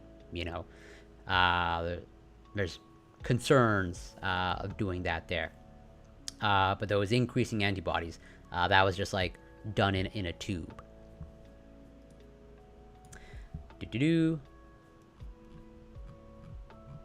Well, so yeah, so for that, it's like, if in fact, okay, so yeah, if you wanted to run an in vitro experiment, not in vitro, in vivo experiment, okay, in the actual organism, okay, so far, this is all in vitro, okay, as in, they took blood samples from the patients, and then from what they extracted from the blood samples, they ran all their experiments in vitro. Like, yeah, I would agree with you, that, like, if they wanted to do in vivo experiments, assuming it was possible, it would not, I would say, to run an experiment like this in vivo would be super challenging. But yeah, then I would agree with you that, like, whatever, working with a closely related species would probably be the best bet for sure. Next, we tested whether glutarimer acetate, which is an immunomodulator drug used to treat MS patients, also inhibited catalytic antibodies isolated from chronic fatigue syndrome plasma that break down myelin basic protein. Okay, so here, well, what they're doing, so before, up until now, they have been testing like the direct effects of like these catalytic antibodies, of like, can these catalytic antibodies chop up the myelin basic protein?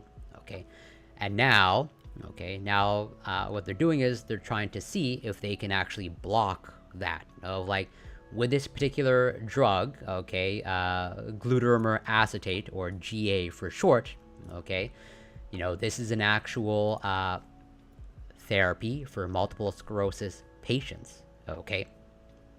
And so they're seeing is like, well, given the fact that this particular therapy is used in multiple sclerosis patients, and multiple sclerosis patients have, like, as they've shown here in this study, they have catalytic antibodies, okay, that degrade myelin basic protein.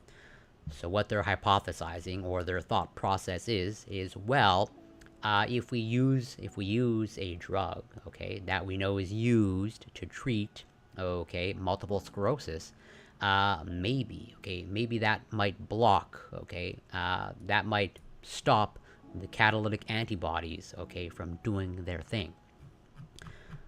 As in, maybe the mechanism of action of like how this drug treats multiple sclerosis is by blocking those catalytic antibodies. As in, by blocking, okay, those catalytic antibodies, okay, then the catalytic antibodies do not break down, okay, the myelin basic protein. And then, therefore, the myelin basic protein is able to do its thing and, protect the myelin sheath.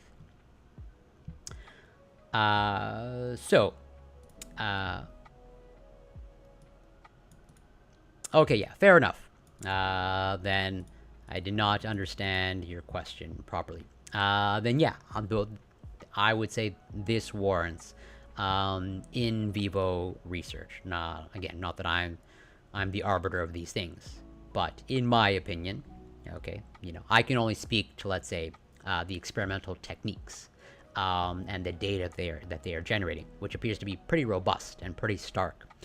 Of like about half of their chronic fatigue syndrome patients, okay, they appear to have these catalytic antibodies that are targeting something specific, and specifically targeting that myelin basic protein. And it seems to do that pretty consistently and pretty robustly. And so, like, with that in mind, I think, in my opinion, that would warrant an in vivo investigation. The first bar on the graph shows myelin basic protein control at 100%. When antibodies from patient sample 11 were added, 68% of myelin basic protein was digested. Okay, so figure 4A, which is this one. Okay, yeah, so this is pretty interesting. So here you're seeing a reversal, or at least a somewhat of a reversal. Okay, so they break it down pretty nicely. At least I think so. So on the top left, okay, the bar graph with 3 bars. So bar number 1, that's just myelin basic protein. Okay, it's 100%, it's intact, which makes sense because it's myelin basic protein alone. Okay, there's no antibody there. Okay, so this is like their control of, like, this is what pristine myelin basic protein looks like. Okay, untouched, not broken down. But then when they add the antibody, okay, you see, okay, that basically the myelin basic protein starts being broken down. Okay, it goes down to 25%, like it's getting chopped up into little bits and pieces. Okay, but then interestingly, okay, when they add in, okay, that therapy for multiple sclerosis, okay, the GA, which is the glutaramer acetate, or glutaramer acetate, you see that, still the myelin basic protein is being broken down, but it's definitely not being broken down as much.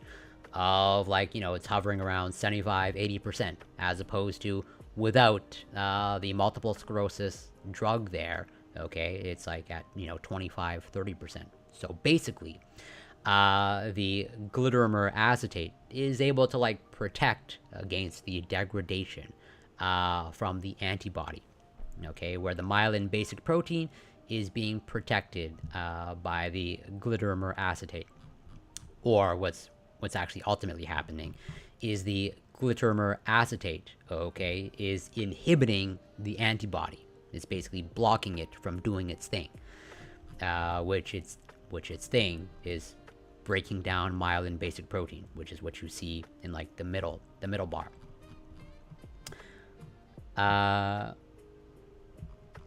So yeah, as they say, with the addition of the glutamer acetate, a majority of the myelin basic protein remained intact, 80%.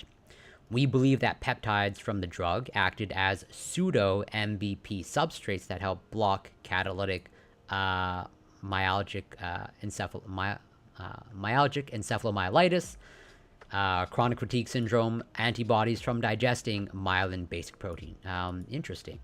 Okay, so, well, actually, so that glutamer acetate, okay, so it's not actually, as they say, it's not actually blocking, okay, the catalytic antibodies. It's actually almost like acting as a distraction. Where, as they say, we believe that peptides from the drug acted as pseudo-MBP substrates. So basically, what they're saying is, or at least their hypothesis of what's going on here, of like why they're seeing this effect in the presence of, in the presence of the multiple sclerosis drug, is that the multiple sclerosis drug is not blocking, okay, the catalytic antibodies, okay? It's actually acting as like a distraction. Like, instead of the antibody degrading or breaking down the myelin basic protein, okay, it's actually breaking down that glutamer acetate. It's pretty much acting as like a distraction, so to speak, and that's why they say pseudo substrate. Awesome, I'm kind of like an engineer in this regard. I know I would be the guy who ends up doing all the research because I can see promise here or promise there. More reserved to prevent me from pulling well, fair enough. We all have our strengths and weaknesses, myself included, for sure. Well,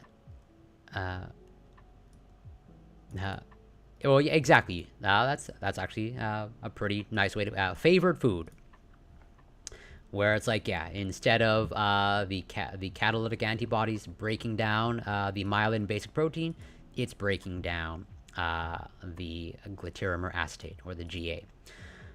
Due to the molecular weight similarities between peptides from GA and MBP and its fragments, MBP was FTIC labeled to distinguish the two during fluorescence imaging. We also processed samples with a HC sample, blah, blah, blah. And the results show no change in band HC and MBP, and GA alone is not visible with fluorescence of GA to prevent.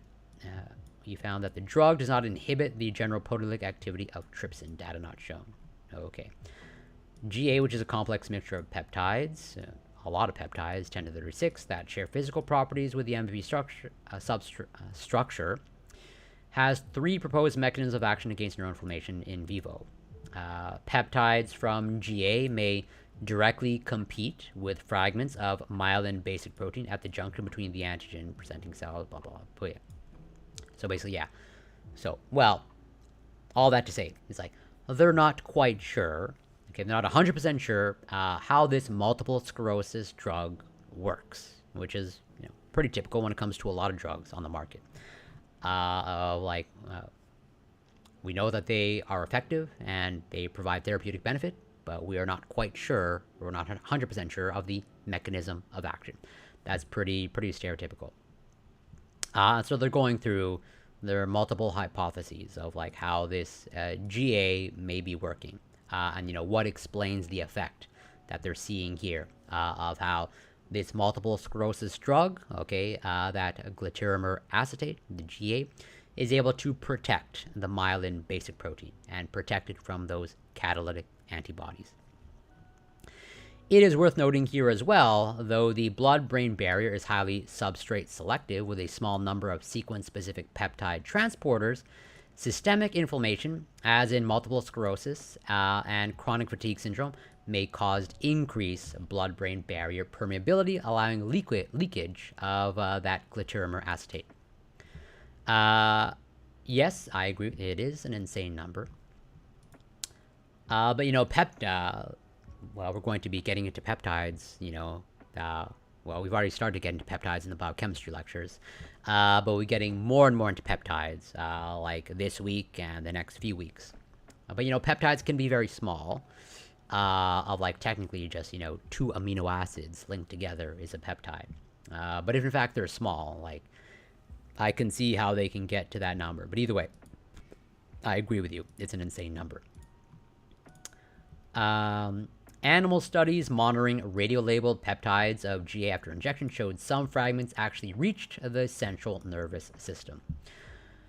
Furthermore, Novinsky et al. Demonstrated proteolytic activity of myelin basic protein antibodies collected from multiple sclerosis plasma and cerebral spinal fluid was also inhibited by that glatiramer acetate in vitro. Okay, so like, yeah, this glatiramer acetate's ability to like, well, basically inhibit antibodies that degrade myelin basic protein seems to be common or has been reproduced by other researchers.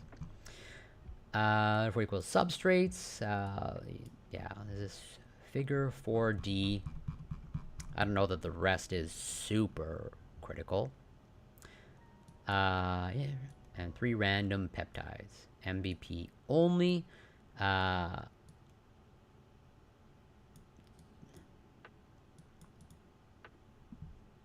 okay. Not super critical.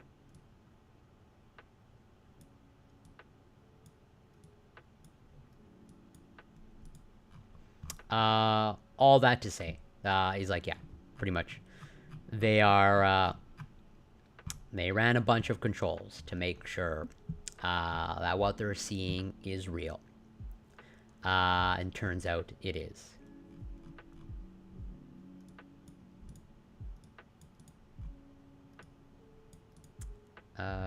Figure 4C.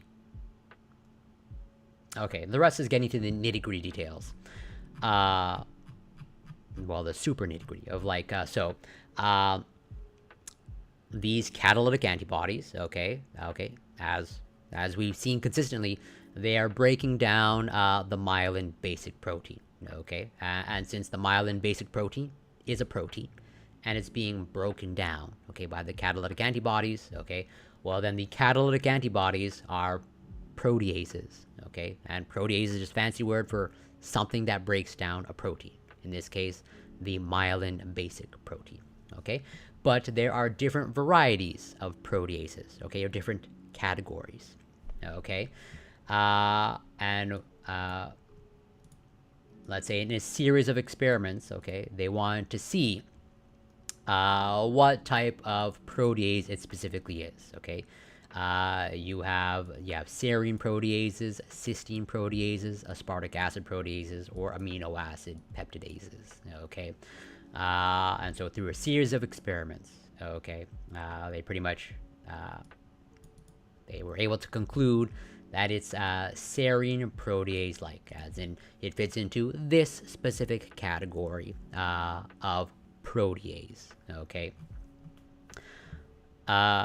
Your new blender will absolutely take care of that nitty-gritty stuff, as does mine, which I'm happy to hear. I hope you will be a satisfied Vitamix customer like myself.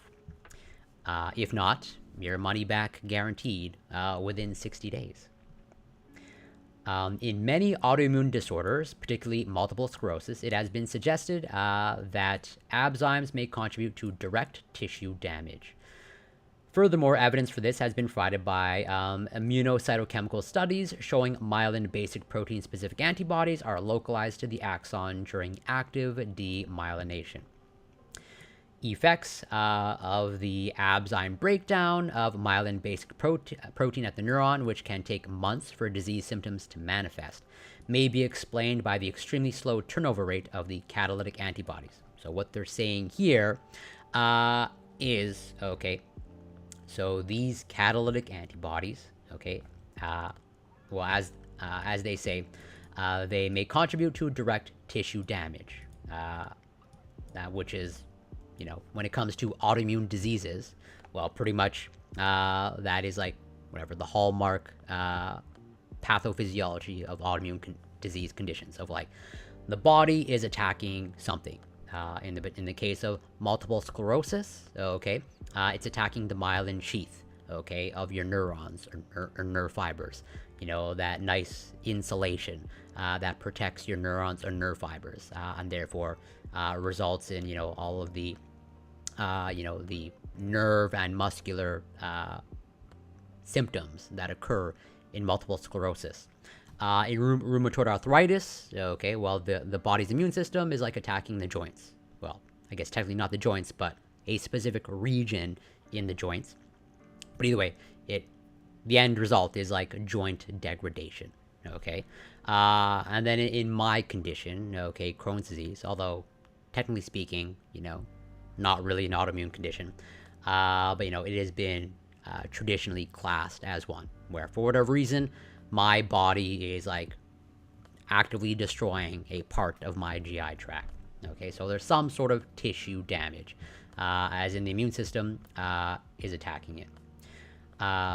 But, okay, as they say here, effects of the ABZyme breakdown of myelin basic protein at the neuron. So again, you got to keep in mind that this myelin basic protein is critical, or plays a critical role in maintaining the integrity of like that myelin sheath of the neurons, that protective layer on the neurons, which can take months for disease symptoms to manifest. There appears to be this delay in like symptoms of like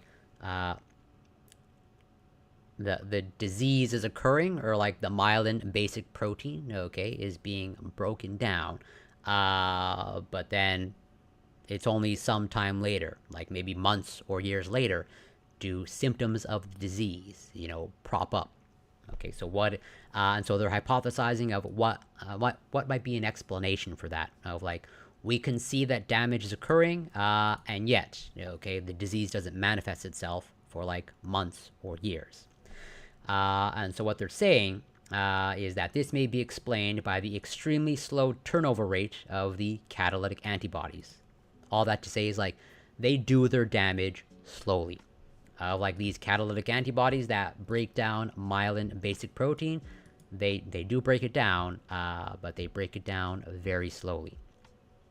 And so they're just getting into the nitty-gritty details of like, well, what is the actual speed, okay, of these catalytic antibodies? And that's what all these numbers here represent.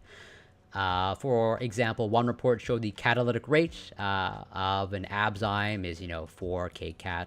Okay, that's turnover number, blah blah. These are all ways of measuring how efficient, okay, an enzyme is, of how it carries out its catalytic functions. Where not all catalysts, okay, act the same. Some speed up reactions, moderately. Some speed up reactions, super fast, of like gasoline on a fire. And the rest. Let's see. Grit traditionally comes from a lack of the right components: undercooked peanuts, almond. True in a traditional blender, but so far, from what I can tell, okay, my Vitamix, like no matter what I put in it, comes out smooth.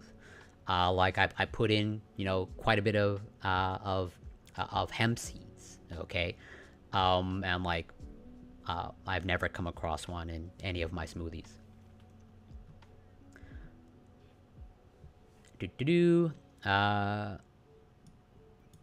So yeah, while natural ABZyme production in vivo may be the result of a random mutation in the antibody FAB region, this is all getting into, none of this is super critical to understanding the main crux of the article, or rather the research. triggered as well? Yes. Okay. Yeah, all this is, let's say, a little bit of an aside. So, conclusions. As this research contributes only one small piece to a much larger, intricate composition of chronic fatigue syndrome, we have presented evidence that autoantibodies with enzymatic properties, ABZymes, or catalytic antibodies. So, autoantibodies, again, fancy terminology, auto, Latin for self, so self antibodies, may cause demyelination in some patients diagnosed with chronic fatigue syndrome. Where, yeah, again, going with the 19 patients, the 19 chronic fatigue syndrome patients that they used, only about half, or I think specifically 47%, displayed, okay, catalytic antibodies that broke down, okay, the myelin basic protein. And given the broad spectrum of overlapping pathologies with multiple sclerosis and other autoimmune diseases, including long COVID, demyelination should be considered a possibility in chronic fatigue syndrome as well, especially for patients experiencing nerve pain and muscle weakness. Moving forward with this research, we believe that there are additional steps and considerations worth noting. For example, the myelin basic protein substrate used to test proteolytic antibody hydrolysis should closely simulate in vivo conditions, which is what you were getting to, Jack, which is a great point. Where, again, this was all in vitro, okay, and, they did put some effort, okay, to mimic, okay, in the body conditions or in vivo conditions, but at the end of the day, like, this is essentially in vitro work. To accomplish this, certain modifications to the substrate could be made in vitro. Methylation, citrullination, or the target substrate can be extracted, isolated from diseased tissue, obtained through an chronic fatigue syndrome patient biobank. Right. So that's one way to make it more resemble or closer to in vivo, not truly in vivo. Okay. But what they did, okay, is, again, they took blood samples from chronic fatigue syndrome patients and healthy controls and multiple sclerosis, and, they just saw how they acted on myelin basic protein. And this myelin basic protein, they almost certainly purchased, like, from a company of, like, a pure version of myelin basic protein, okay? And so what they're saying, okay, as in, some company, purified it through, their own whatever proprietary methods. But what they're saying is, in order to, again, more simulate, okay, the conditions of the body and what's going on,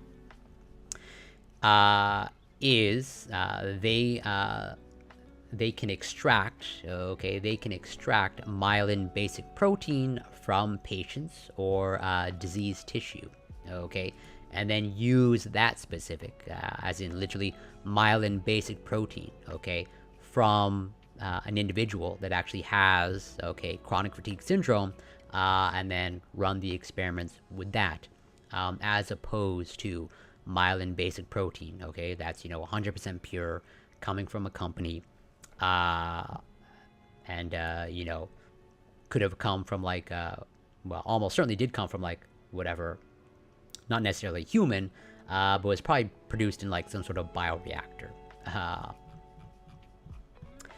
Or close to a bioreactor. It is possible, too, that chronic fatigue syndrome patient symptoms may be relapsing remitting, as in multiple sclerosis. Therefore, a study should be conducted to examine the catalytic activity of a patient's plasma antibodies over time. Right, so as in, can you correlate, let's say, the symptomatology, okay, of chronic fatigue syndrome or multiple sclerosis with the catalytic antibodies, as in, if there's a period with the patient with chronic fatigue syndrome where, there's, let's say, a flare-up of their symptoms, okay, do you see their catalytic antibodies, okay, spike or go up? And then if there's some sort of remission that's achieved, or like there's a decrease in their symptoms, do their catalytic antibodies like go down?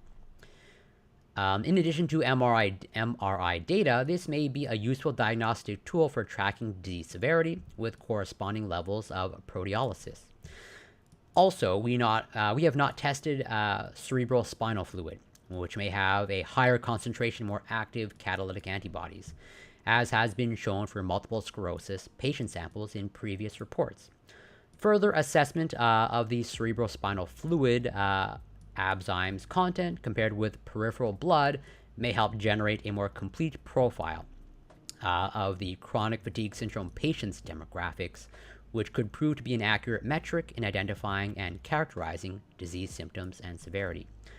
Finally, there is currently no diagnostic tool or assay that definitively states whether a patient has chronic fatigue syndrome or is likely to contract the disease, which is like, yeah, as I mentioned in the beginning, like there is a lot of mystery surrounding chronic fatigue syndrome, and like it does not show up on your standard clinical testing, okay, run by a doctor, where this is what the results that they're showing here. This is in a research setting, okay, and they're doing a very in-depth analysis, okay, as in the analysis they're doing here is like not all that like convenient, okay.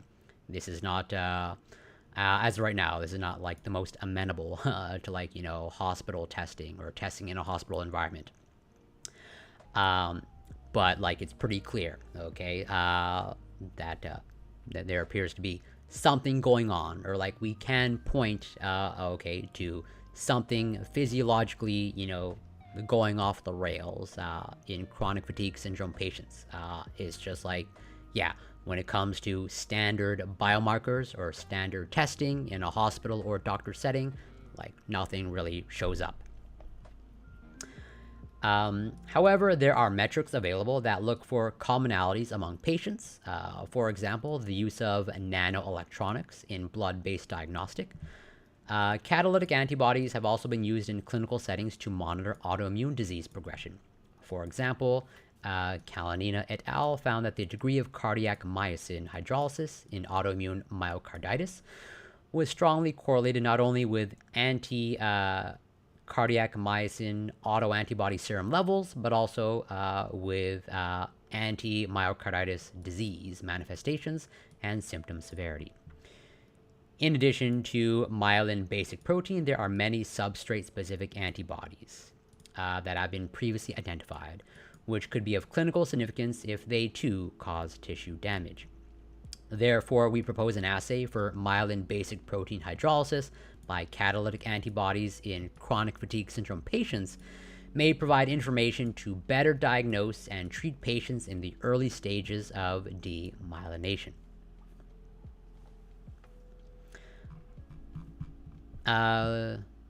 Did not think of working on living tissue samples outside the blood. Yeah, fair enough. Either way, as long as you have lab experience, that counts for something. Absolutely. When is the logical hospital testing to be used J off-label on patients who consent to attempt treatment? Yeah.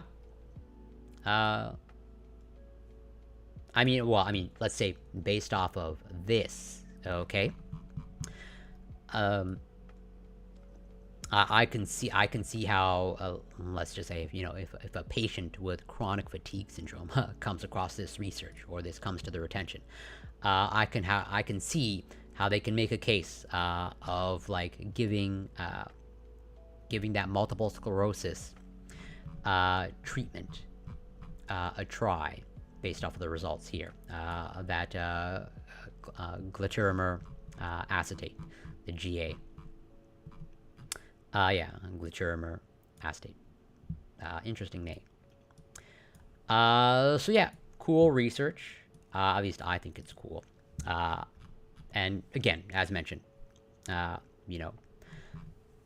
whatever, 20, 25 years ago, 30 years ago, chronic fatigue syndrome was, pretty controversial. And there were definitely doctors that did not take it seriously or thought it was, totally made up.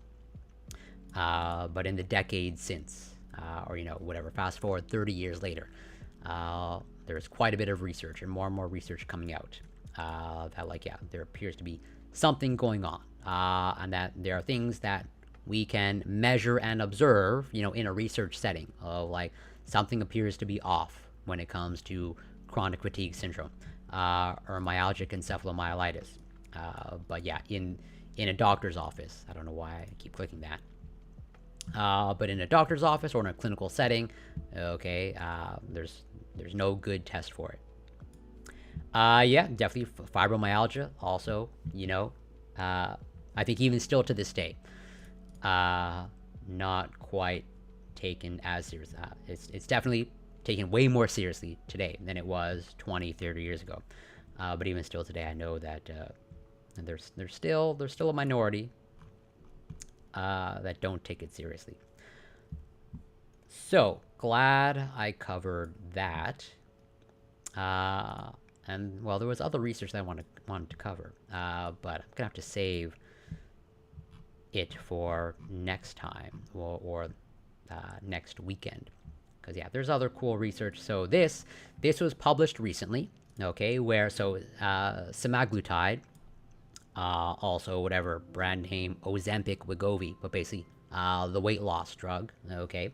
But we're finding more and more that semaglutide and whatever its analogs might have benefits.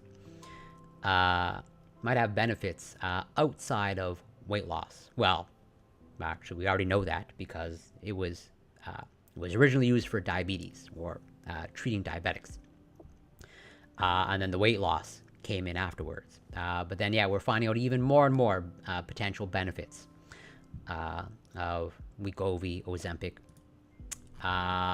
and just an overall, well, at least in patients treated with it, there's kind of overall decrease in mortality, and might have some protective effects against COVID-19, etc., etc.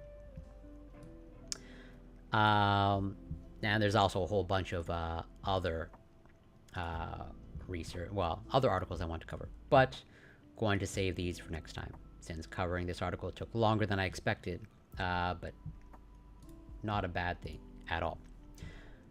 So I think I'm going to give my brain at least somewhat of a break from covering science and research.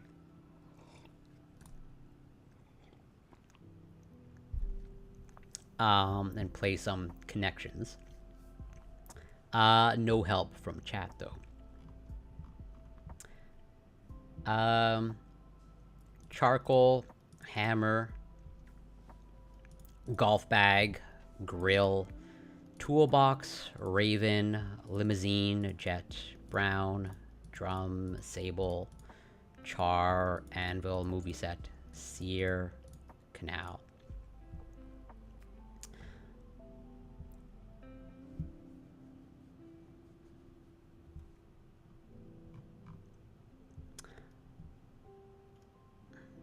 Well, hammer and anvil stand out as some sort of connection.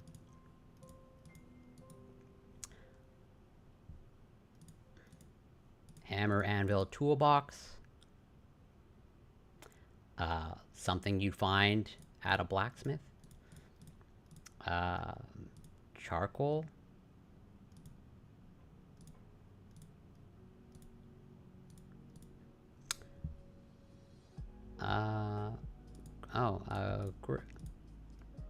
Grill, sear, char.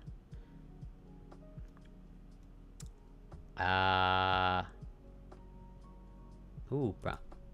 I think whatever weighs.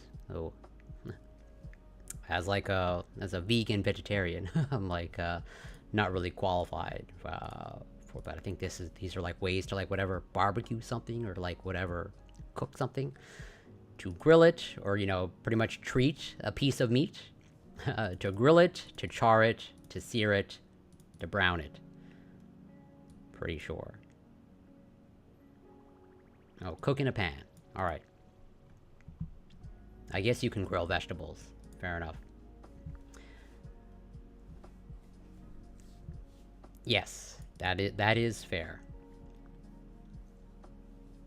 But I'm also the least qualified because I don't cook my vegetables in a pan. I just blend them up in my Vitamix. Uh,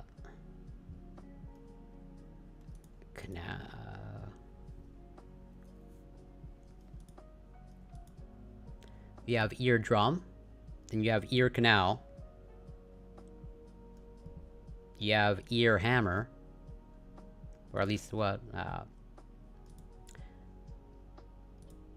or whatever. There's, I guess, a hammer in your ear as part of the eardrum. But I don't, an ear limousine.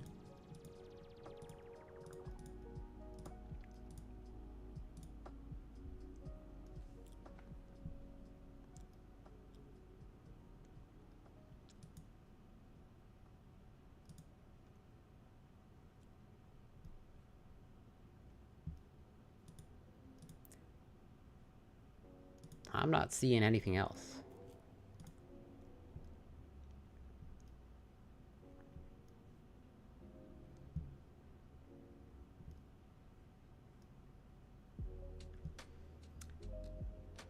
Eardrum, ear canal. Or I guess, whatever, these are parts of an ear. Okay, whatever, the eardrum, the hammer.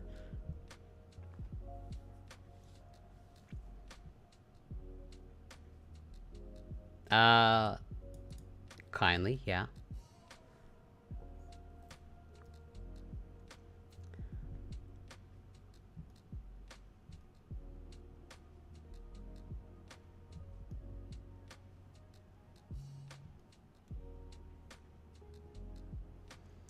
Like, I don't know enough ear physiology. Or ear anatomy. Is there an ear raven? Ear jet?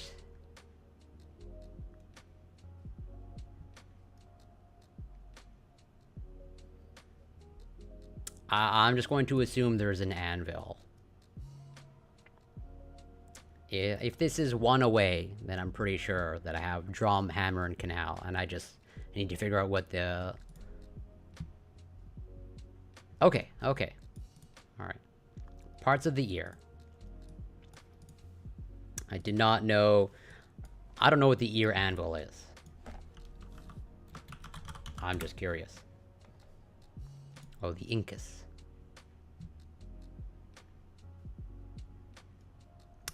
Okay, yeah.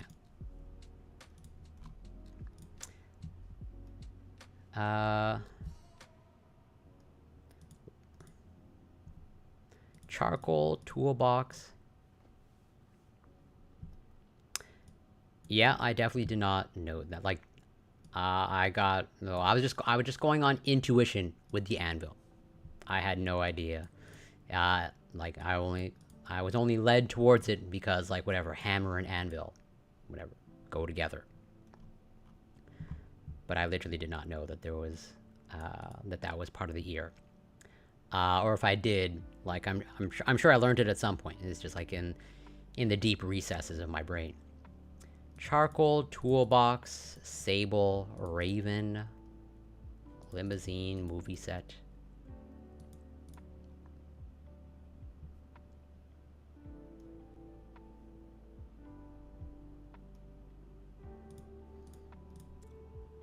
Isn't, not even 100% sure what a sable is. I'm pretty sure that's an animal.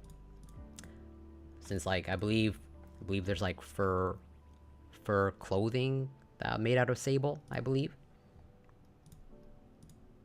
But, like, I don't know what a sable looks like.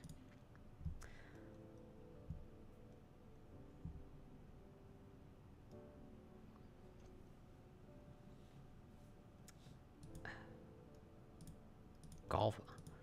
I don't know what to do with golf bag.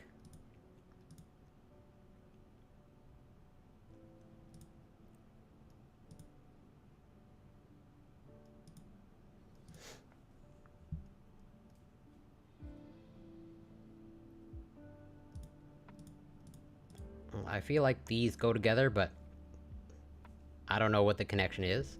And then what's left is jet, raven, sable, charcoal. Oh, okay. There's jet black. There, charcoal is black. I assume. So definitely ravens are black. Okay. I don't know what is sable. Well, I know it's an animal, but is a sable black? I know. I think there's a superhero or whatever, a super villain. But I think that's silver sable.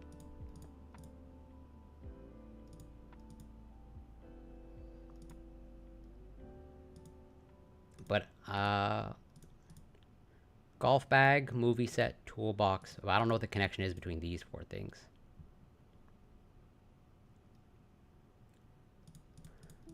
Well, I have a decent amount of guesses. Jet black, raven black, sable black, charcoal black. Okay. I don't know what the connection is of these. Limousine, movie set.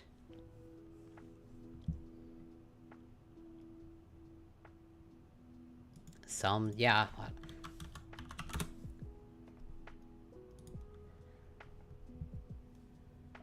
Yeah, I've never seen, like, and I believe still... Okay, I mean, I am crazy, but not that crazy. Silver Sable is a thing. I think I only know that from, like, Spider-Man or something. Yeah, Spider-Man. But I don't know what the connection is. Not that it matters, like, this is just whatever, what's left over. But I don't know what the connection is between limousine, stretch limousine, stretch movie set, stretch toolbox, fair enough. Well, I mean, golf bag for sure. And yeah, movie set, but...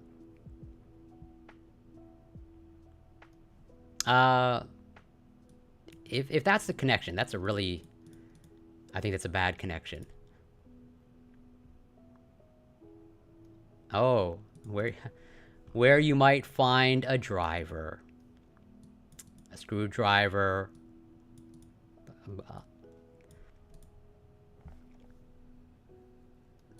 Like, well, couldn't you find just about anything on a movie set? Unless there... Is there, like, a specific role of a driver on a movie set?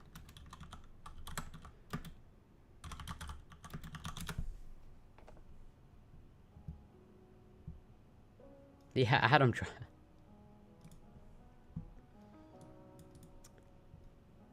Okay, well, I would have never... I don't think I'd have ever guessed that. No, actually, I know I never would have guessed that. I think I got decently lucky on the parts of the ear. And yeah, I'm glad that I at least got, whatever, the shades of black.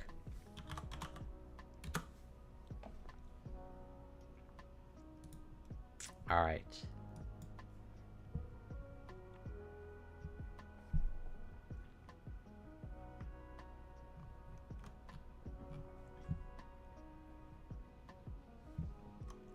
Okay, this is some sort of election campaign.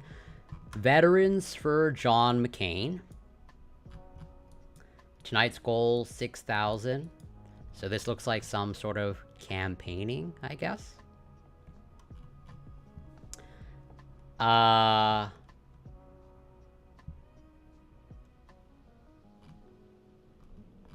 assuming this is like total number of calls. Or number of people to reach. Okay, so... oh, Levi, welcome. Good to see you. Thank you for stopping by. Okay, so can... I mean, I don't know where this location... So, okay, let's try to narrow down a year. So... I assume this is when John McCain ran for president. Okay, well, didn't he run for president multiple times? I think I think it was in 2000. Well, at least in 2008, I believe he ran against Obama once. I know there was Romney and Obama. So I think 2004, 2008. So I guess we'll split the difference. Welcome to Flavor Country. Oh, Levi, thank you so much for the follow. Much appreciated.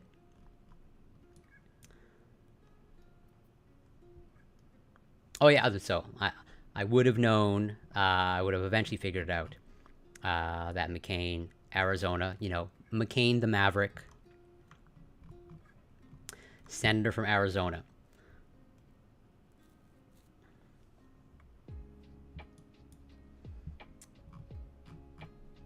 Okay, let's see. Veterans for John asks how to win a Veterans for McCain shirt. Okay, Veterans for. Not enough stars on this United States flag.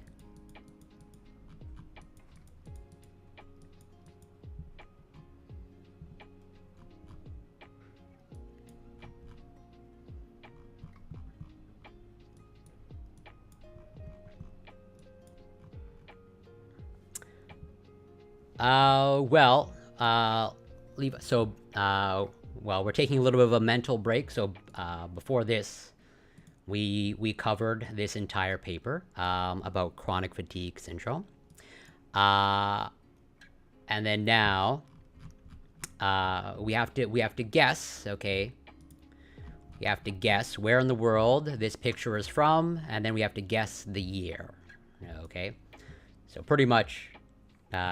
Date and location, or year and location, based off of information from the picture alone. I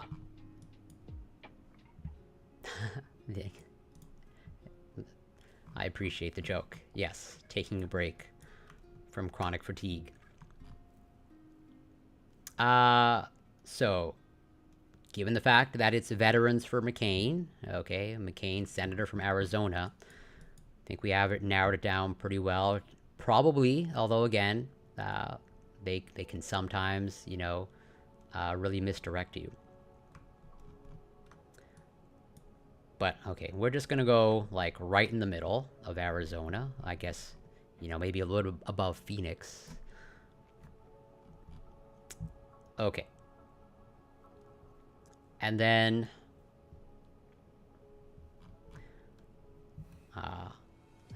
I'm pretty sure John McCain ran for president at least once, if not twice, maybe even 3 times.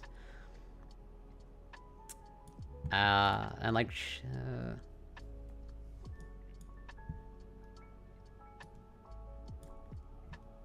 I can't remember who Obama's first whatever opponent was in 2008. I think it was like McCain in 2008, and then Romney 2012.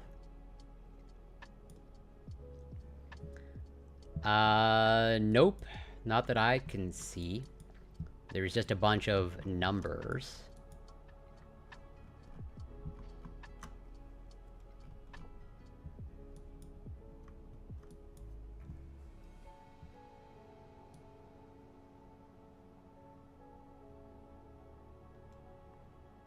I think I'm gonna play it safe and go with 2006, even though I know that's not an election year.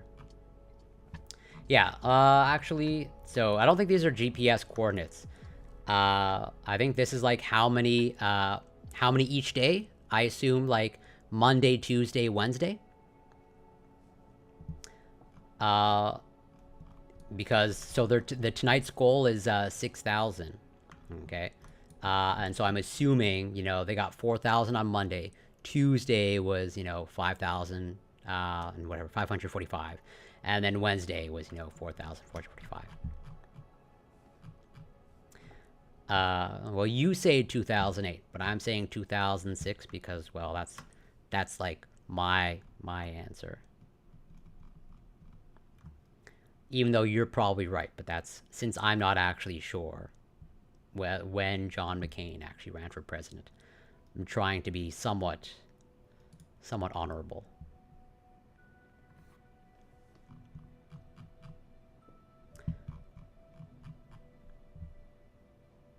Okay, we'll go for it. So yeah, I was way off. So yeah, this was this was in Ohio.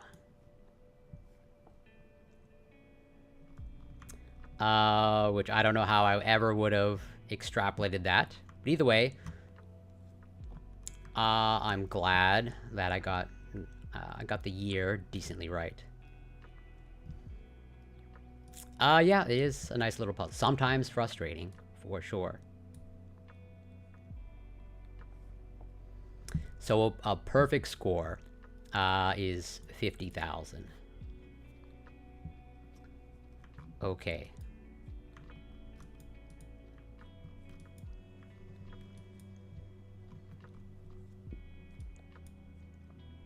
All right.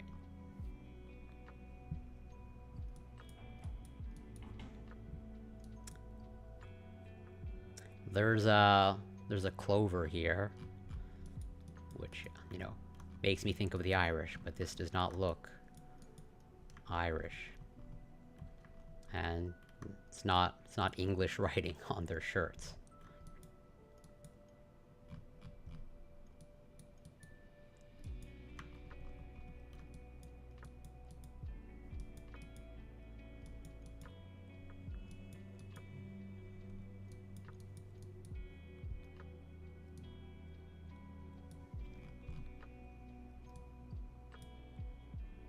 Okay, this looks like a fairly modern picture. Okay, so I think at least whatever 2012. Okay, well, they appear to be giving an area code, although it's partly blocked out. But this is also like an 8-digit phone number. 275. I don't know where 8-digit, unless like this is the country code. I don't know what the country code of 2 is.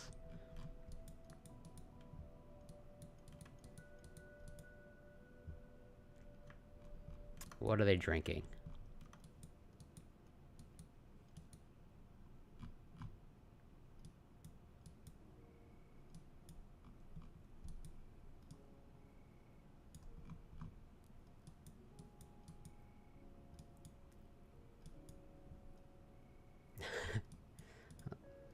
I get it. Sometimes your jokes are subtle.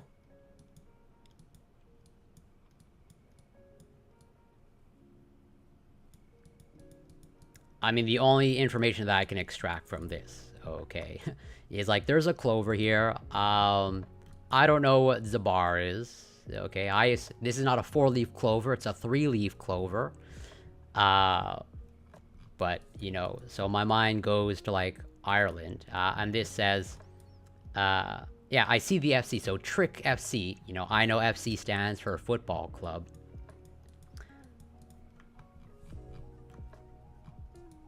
Yeah, I also saw the email address. But like the writing on, I have no idea what any of this says. Like I could not even begin to identify that language. Oh yeah, I saw at the end it was .com, .mt or .nt. Info.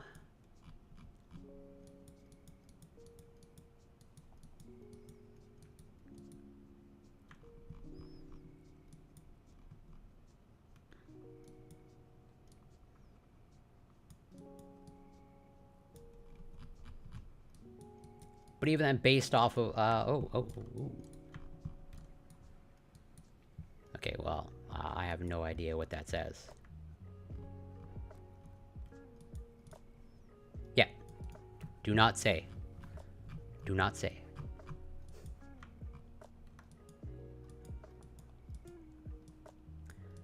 Okay. There's only so much I can extract. I mean, based off of just the email domain and seeing MT, whatever. I only think of MT as like, whatever, Montenegro.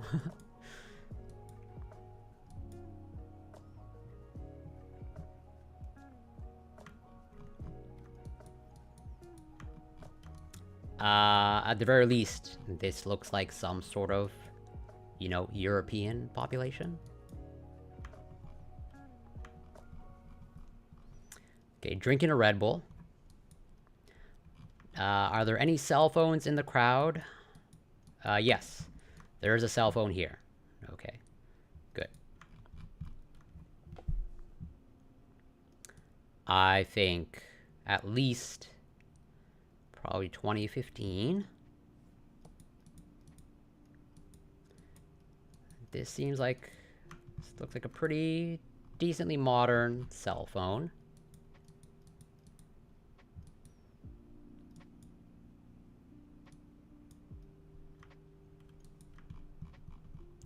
What do these shirts say?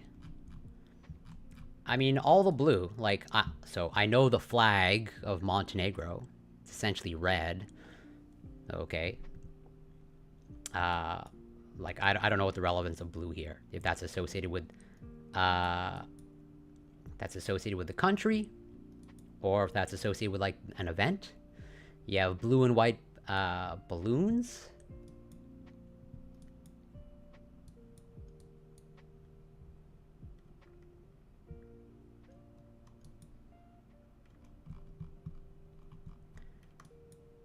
Hat. I don't know what it says on her wrist.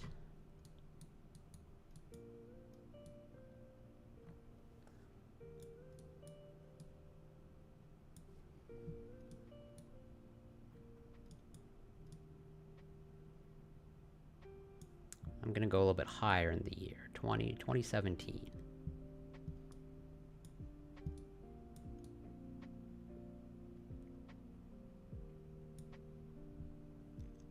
But are they? I think it's so.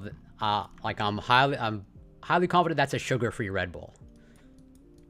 That's water.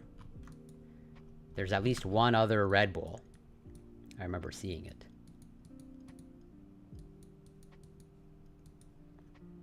I guess that's a beer. This looks more like a soft drink. So this might be an era with no beer. Oh, there's another Red Bull, but that's the containing sugar Red Bull.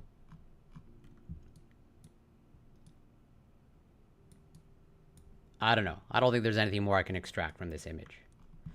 I can't make out what it says on the balloons.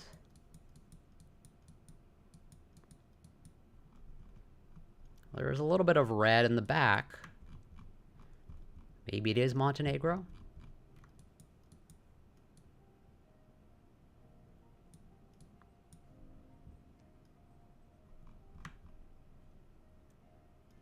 Either way,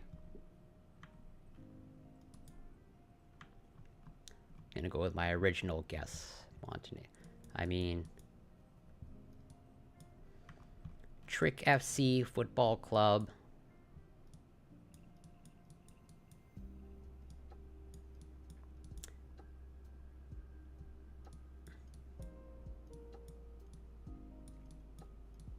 Well, even if you said it, I would have ignored it. Alright, we're gonna lock it in. Either way, like, Malta's not that far anyways, okay? It's right somewhere here. Oh no, more here. Yeah, Malta, right there. So, you know, even if it is Malta, you know, I'm covering my bases.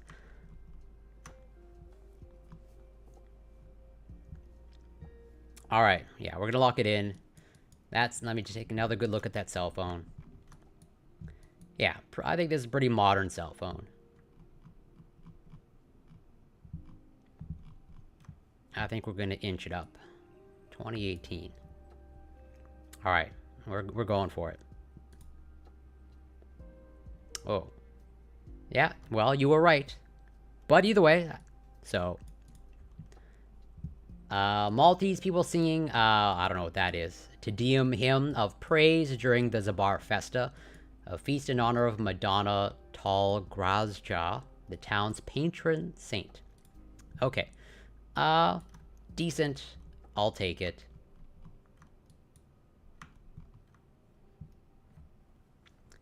But yeah, I mean, yeah. But I also know the flag of Malta. I believe the flag of Malta is just like red and white. Like I know whatever they were celebrating something different. That's why they're blue and white. But yeah, I would have never guessed Malta. Or yeah, the flag of Malta is like, yeah, it is red and white. Double checking. Japan Tel. Okay. Well, let's not get too carried away here. Uh, well, this doesn't look like Japan, intuitively.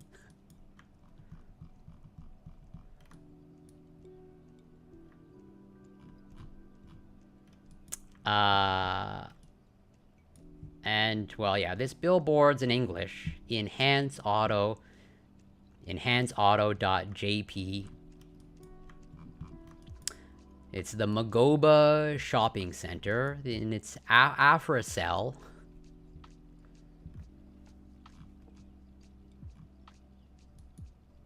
Seven. I'm gonna try 7th century BC. Okay, well, this is giving me a bunch of mixed messages. Okay, we have Bank of Africa. Am I just not... Oh, we have Japan Telephone, Kenya Telephone. I didn't see that. Okay, I just thought it... Okay. So, I don't... That... So, I'm more inclined to think Kenya. Than I am Japan. But that's like a really interesting billboard. You have the Japan telephone number, and the Kenyan telephone number.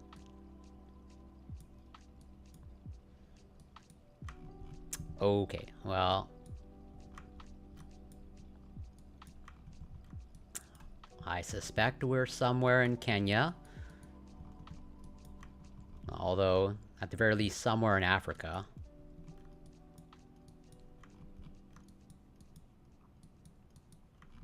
Okay, what else can I extrapolate?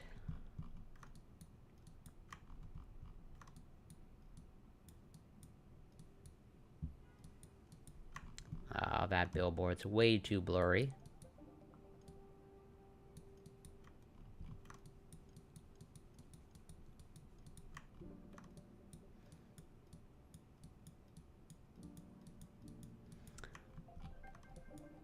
I'm not sure how I'm going to figure out a year. Well, I guess this is... I'm getting like early 2000s. You know, there's a billboard with a website. Okay, so I don't think anywhere in the 90s, especially, again, given that this is Africa. Okay.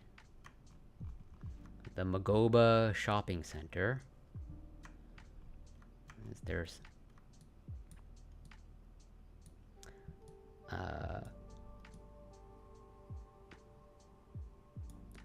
I don't know if I'm gonna spend a bunch of time looking for Magoba in Kenya, if that's an actual place, or just a name of a random shopping center.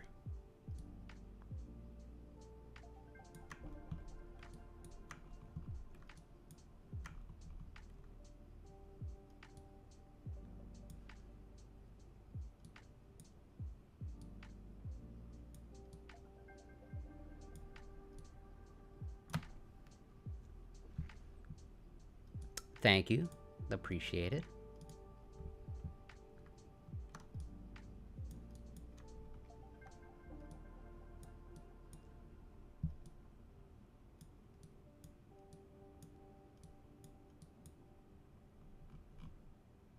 Okay.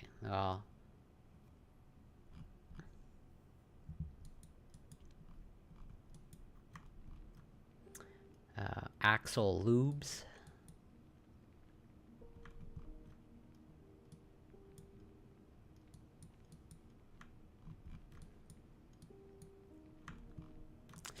There's someone here wearing a Uganda jersey. I don't know.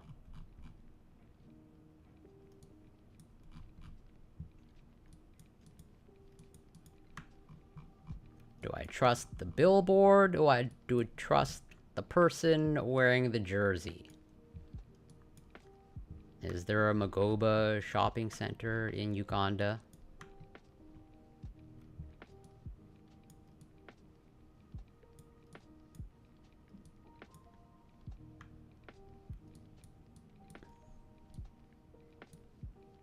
I can't even remember where Uganda is on the continent of Africa.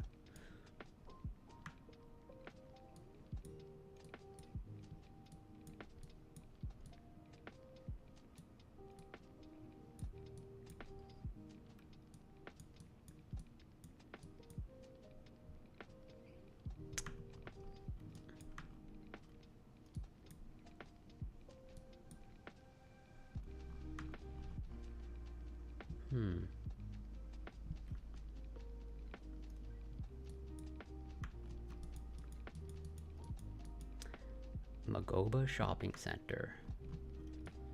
Is there a Magoba in Uganda?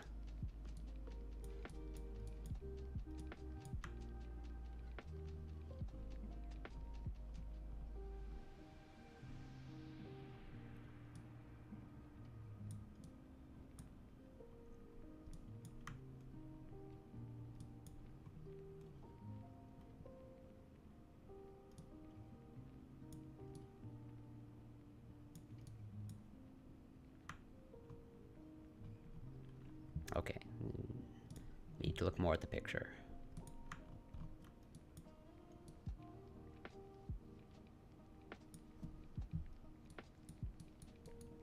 But like, why would there be a billboard like for the Kenyan telephone number in Uganda? What do these... I can't... These are way too blurry. Okay. Bank of Africa.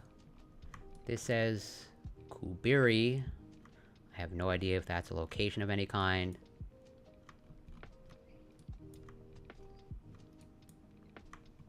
At least Kenya is close to Uganda.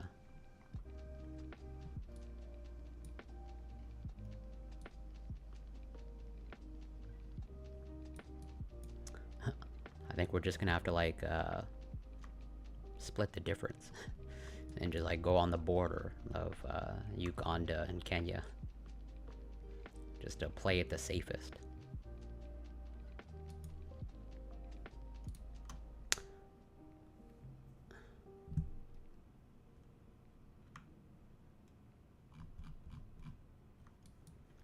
But I don't know how I'm going to get a year from this.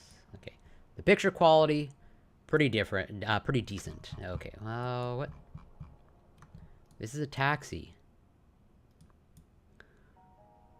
These look like fares, I think. Okay, to like the places. As in Kayula, 5,000 or whatever. Kasoga. If in fact these are, like, I assume that, you know, this little, chart on top of this taxi is, like, the fares to go to these places. But, like, well, first of all, I don't know where, like, you know, Nairobi Central Place in Kenya, but, like, I would have to just do a lot of searching to find any of these places.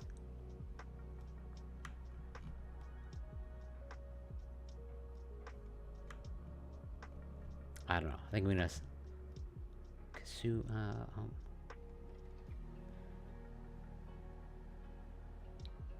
Mike...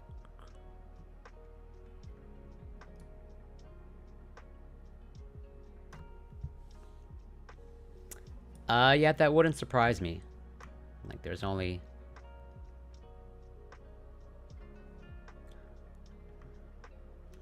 so much my eyes can process at one time. Okay.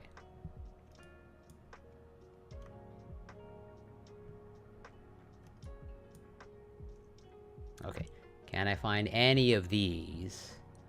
Okay. Kyula, Kasoga. I mean, well, there's a lot of K's here around here.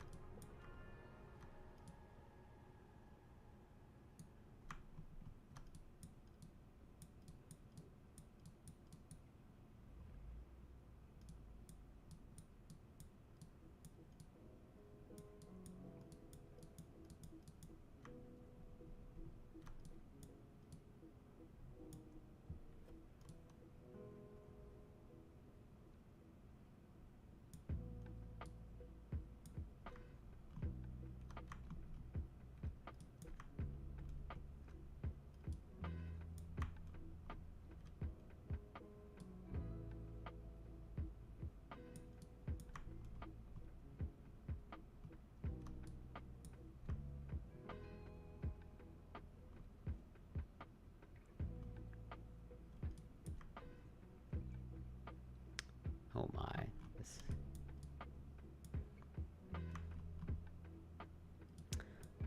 No, I think I'm going to have to just go with my initial instinct.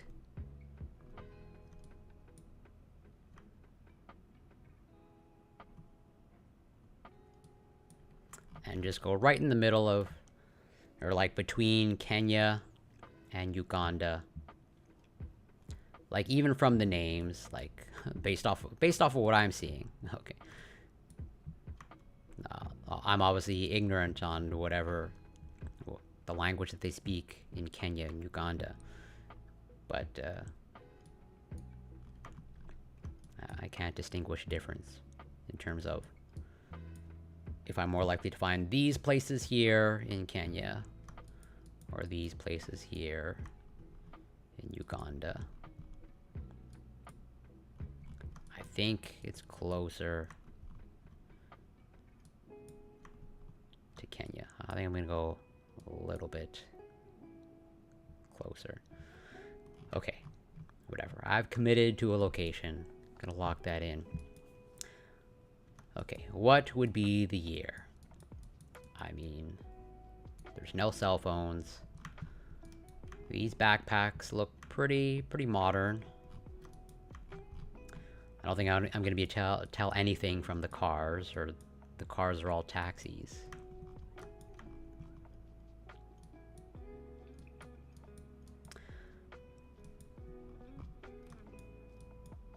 Okay.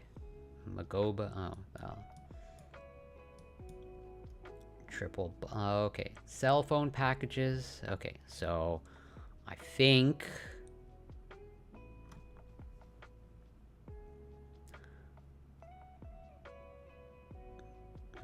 they're going with cell phone packages. I'm gonna go with 2018. You know, I think it's fair to say their technology is typically behind other developed countries.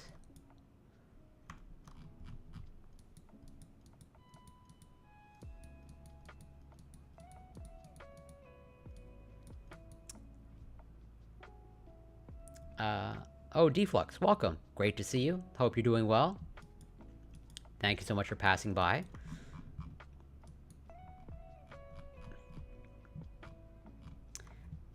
Yeah, I think I'm gonna go even a little bit more. 2019.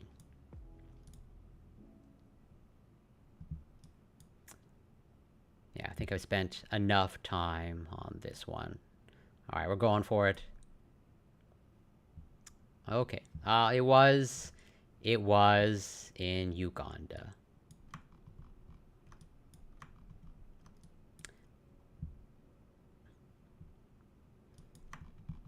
It's right here.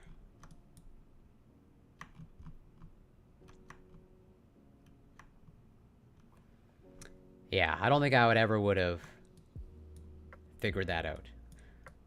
Well, either way, well, even me, whoopsies. Like, yeah, nothing. Can I not scroll? Yeah, there's nothing on this sign here that I can see. Yeah, I don't think I've ever would have figured that out.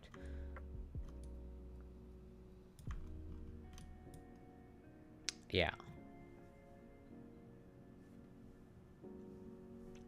Oh, yeah, well, you know, only so much my brain can process. Yeah, exactly. Not too shabby. You know,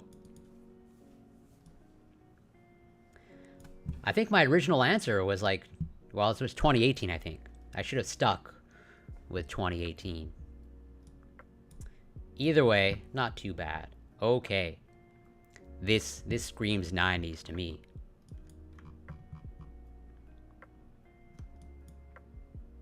Ooh.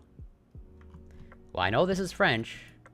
This is Other Directions. As a Quebecer, I can, even though I'm Anglophone, I can recognize the French language. Autre direction means other directions. Although this may very well be Quebec. It's probably no. Although, well, okay. There are other places. Wow. Yeah, even though there's French, this doesn't seem like France either to me. Or this screams 80s, 90s. Okay, I don't think there's anything from this car, inside this car. I mean, this doesn't even look like a real picture.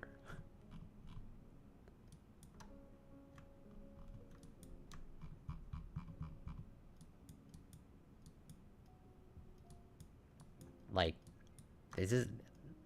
These are actual buildings? This looks like a cartoon.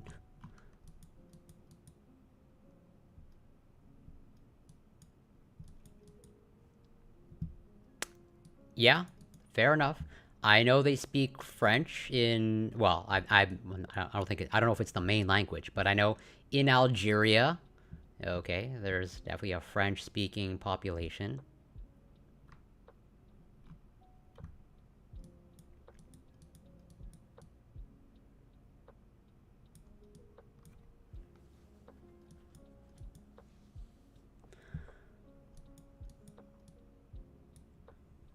What's on top of that building there? That's way too blurry for me to make out.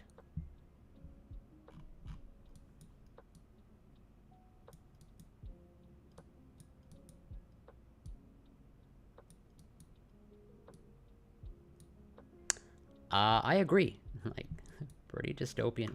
Like, they don't look real.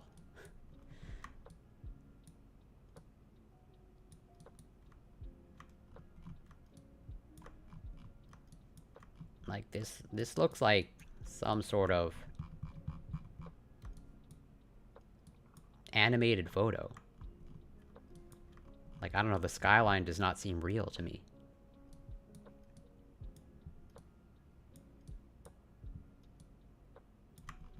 There's like this little fiber here with the windshield.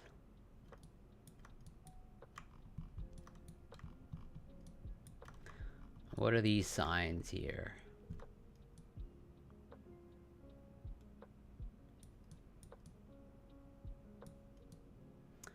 Can't make out the signs. Like, there's...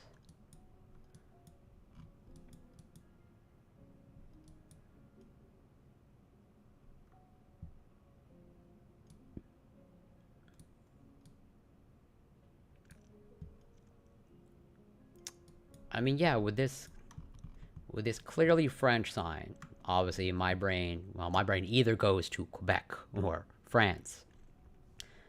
I'm like, well, it'd be pretty embarrassing if this is somewhere in Quebec. I'm like, I am highly confident this is not Quebec. But this does not look like... Not that I've ever been to France. But, like, do they have buildings like that in France? Or did they have buildings like that in France? Assuming this is like the 80s, 90s?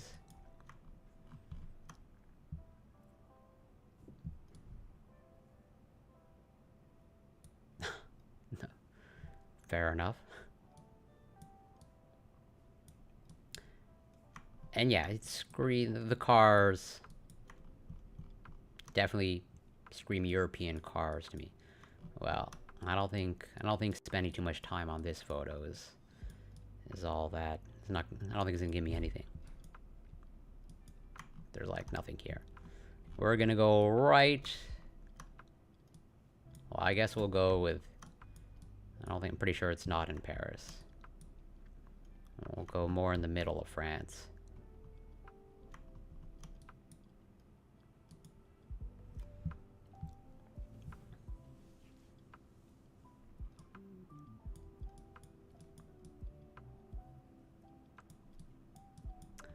But yeah, these are like pastel colored buildings. I don't know. I've never seen anything like this.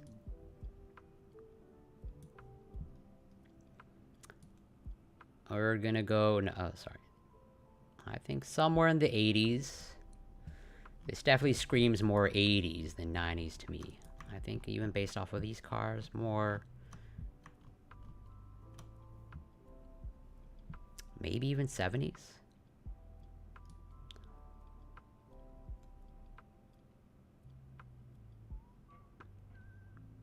We'll go 82. I think we're gonna lock it in there. Not feeling pretty good. And well, they're driving on the left, which actually I don't even know what side of it. I don't even know how it is in France. Assuming that this is France, I don't know. Whatever. Good luck to me. Okay. I should have went with Paris. A man driving through La Défense, a major business district outside Paris, France.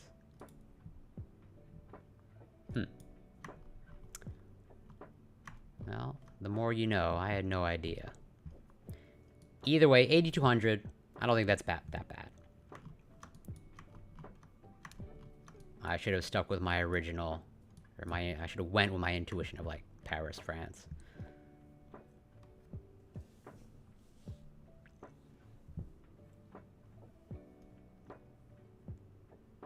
Okay, not too bad, not too bad. Ooh.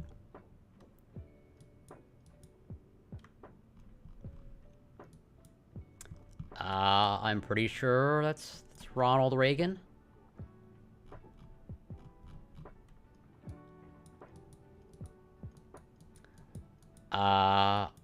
I don't think. I don't think this is anywhere in the United States.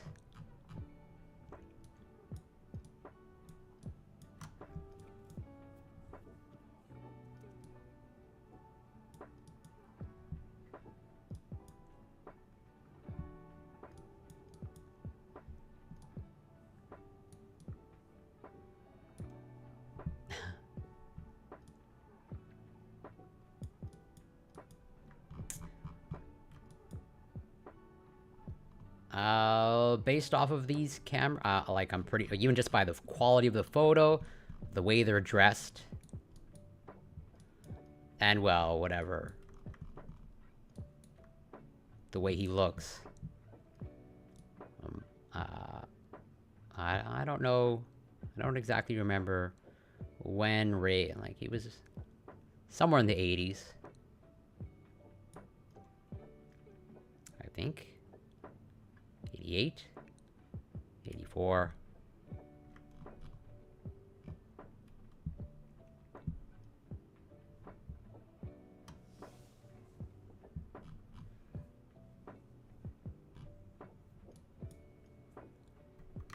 Okay. I can't see anything on the license plates.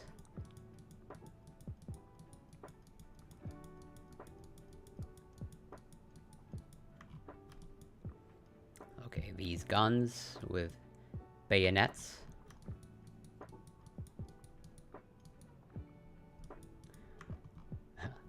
A sign that just says LEY. Yeah, people climbing up a tree. blurry, people.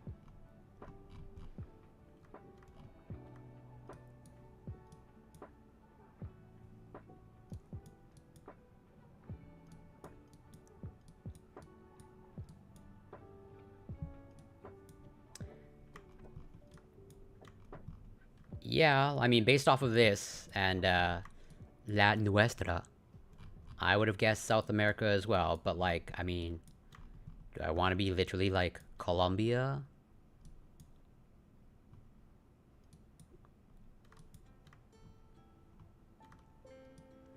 Like, would they give it away that easy?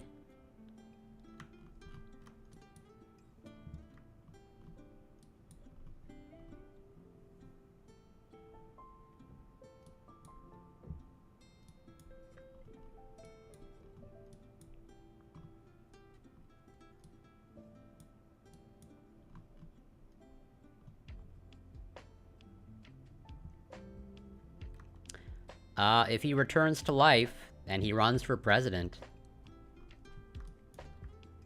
that would probably still be better than Trump. Probably.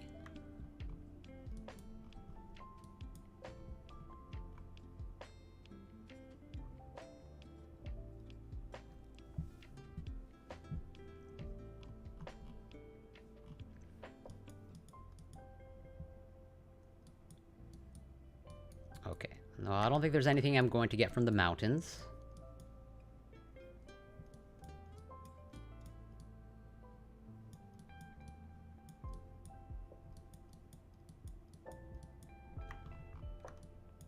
There's nothing...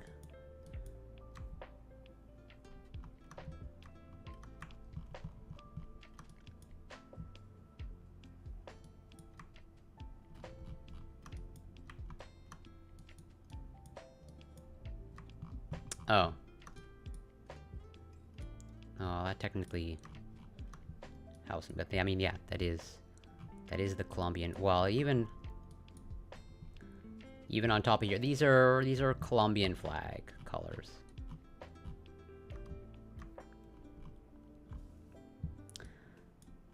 But where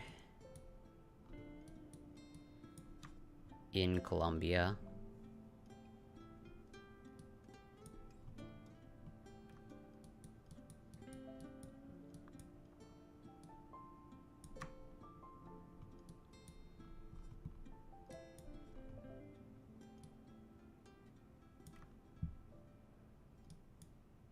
This doesn't look exactly like a central place. There are mountains in the background. It does not look like anywhere here that there'd be mountains in the background, unless you're like on the outskirts.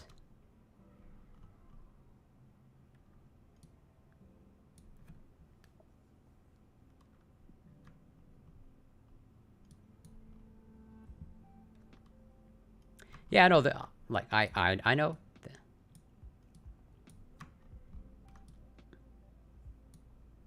I mean, yeah, the airport is close by. Okay. I mean, it's highly unlikely, okay, that they would have, you know, gone to the more remote areas. I'm just, you know, I'm trying to do my due diligence. A little bit. Or at least as best I can.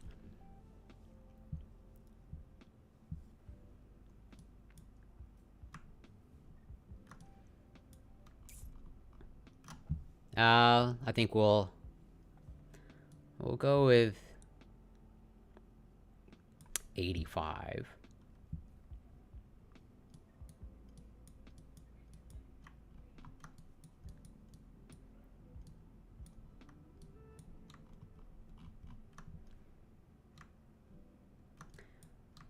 I assume probably somewhere close to the airport.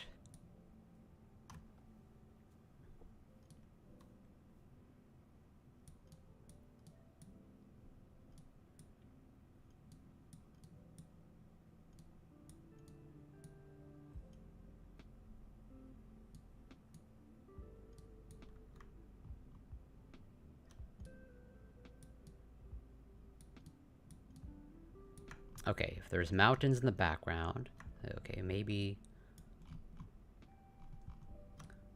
they're more closer here.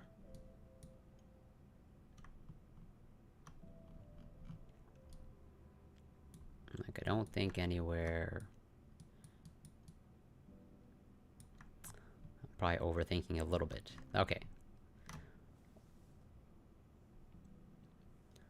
We'll lock it in somewhere here. I assume, they wouldn't have, they wouldn't have ventured far from the airport.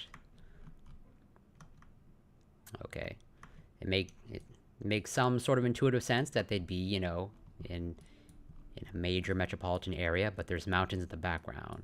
Okay, so with mountains in the background, probably somewhere on the outskirts.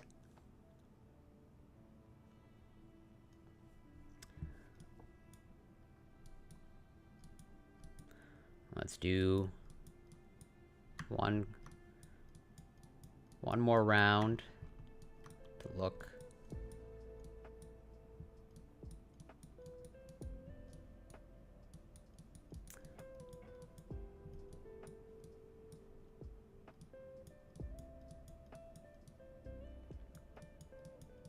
Yeah, 80s quality photo with those cameras. Ronald Reagan. I think I have the year pretty close. Okay.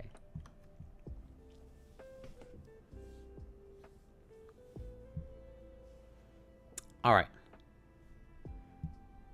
Hopefully get at least 8,500 to make it up to 40,000. Yeah, I think we're gonna go for it. Ooh. Oh. Okay.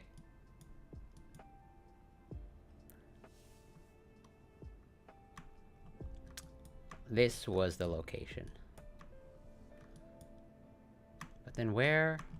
I guess the mountains. Is it really? Can't get any perspective from this photo. Where are the mountains coming from?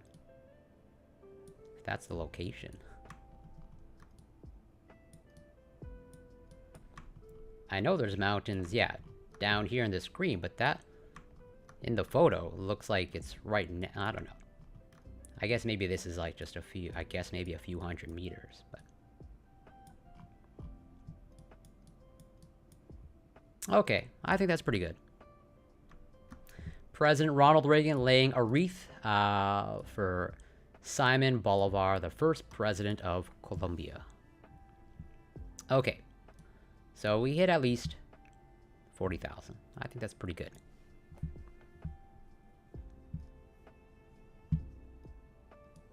Okay, pretty good rounds.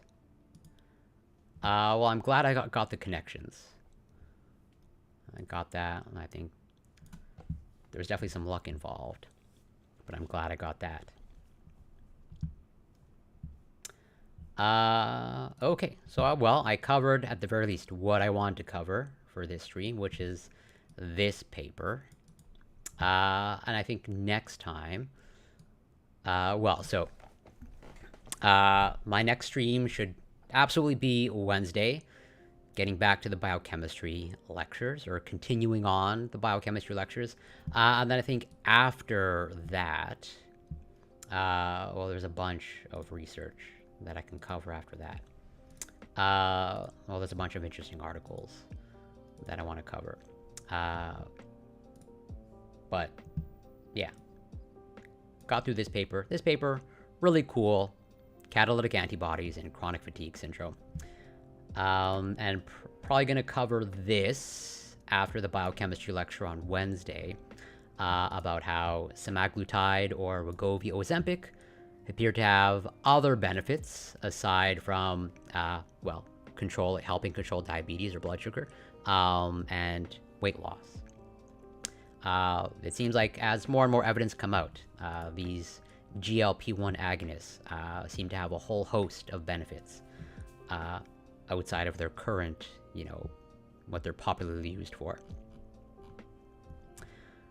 I guess maybe as a preview, Compared to placebo, patients treated with semaglutide 2.4 milligrams had lower rates of all-cause death, driven similarly by cardiovascular and non-cardiovascular death.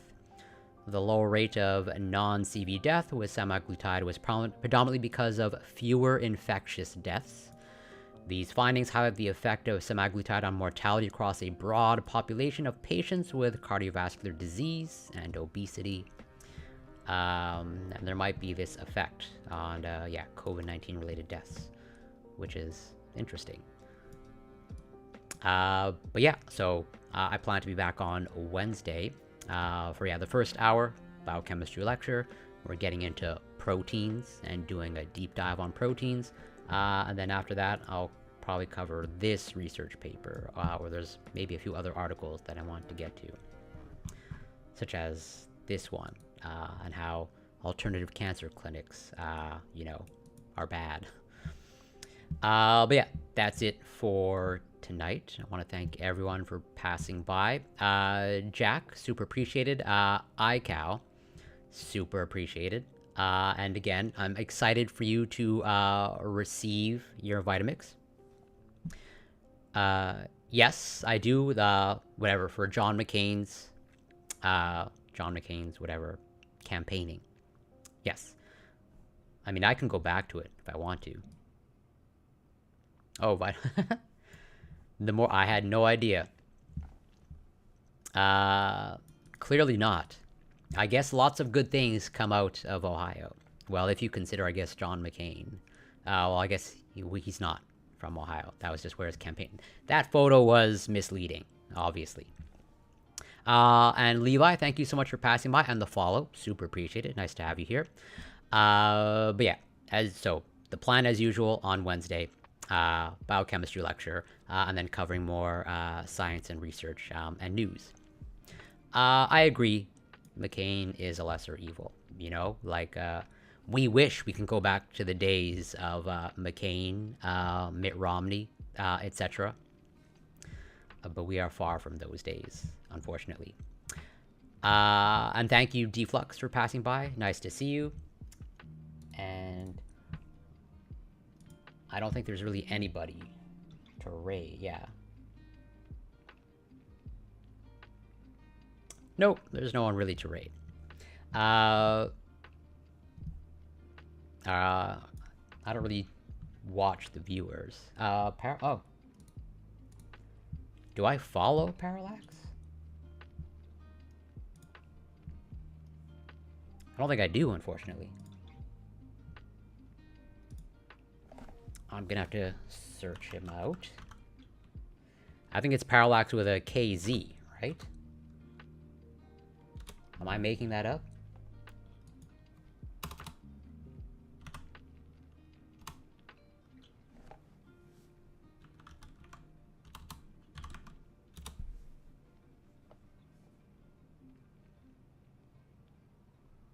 Oh yeah, I am not following him, so I will follow him.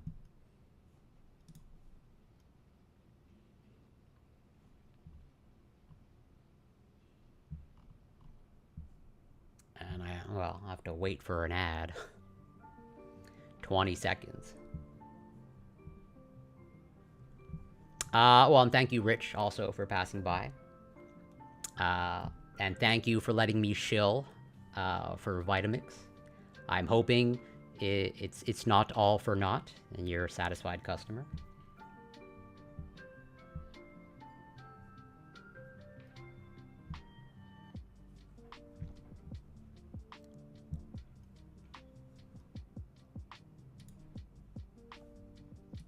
Okay, I followed him. Should be able to raid him now, I believe.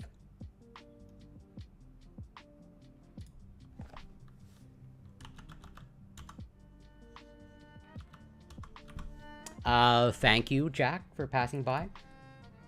Great to see you as always. Alright, so yeah, we're raiding into Parallax. Thank you everyone again for passing by. Super appreciated.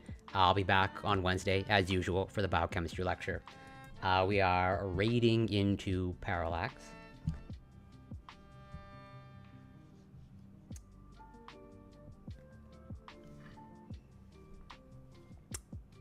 All right. That's it. Take care and be well, everyone. Until next time.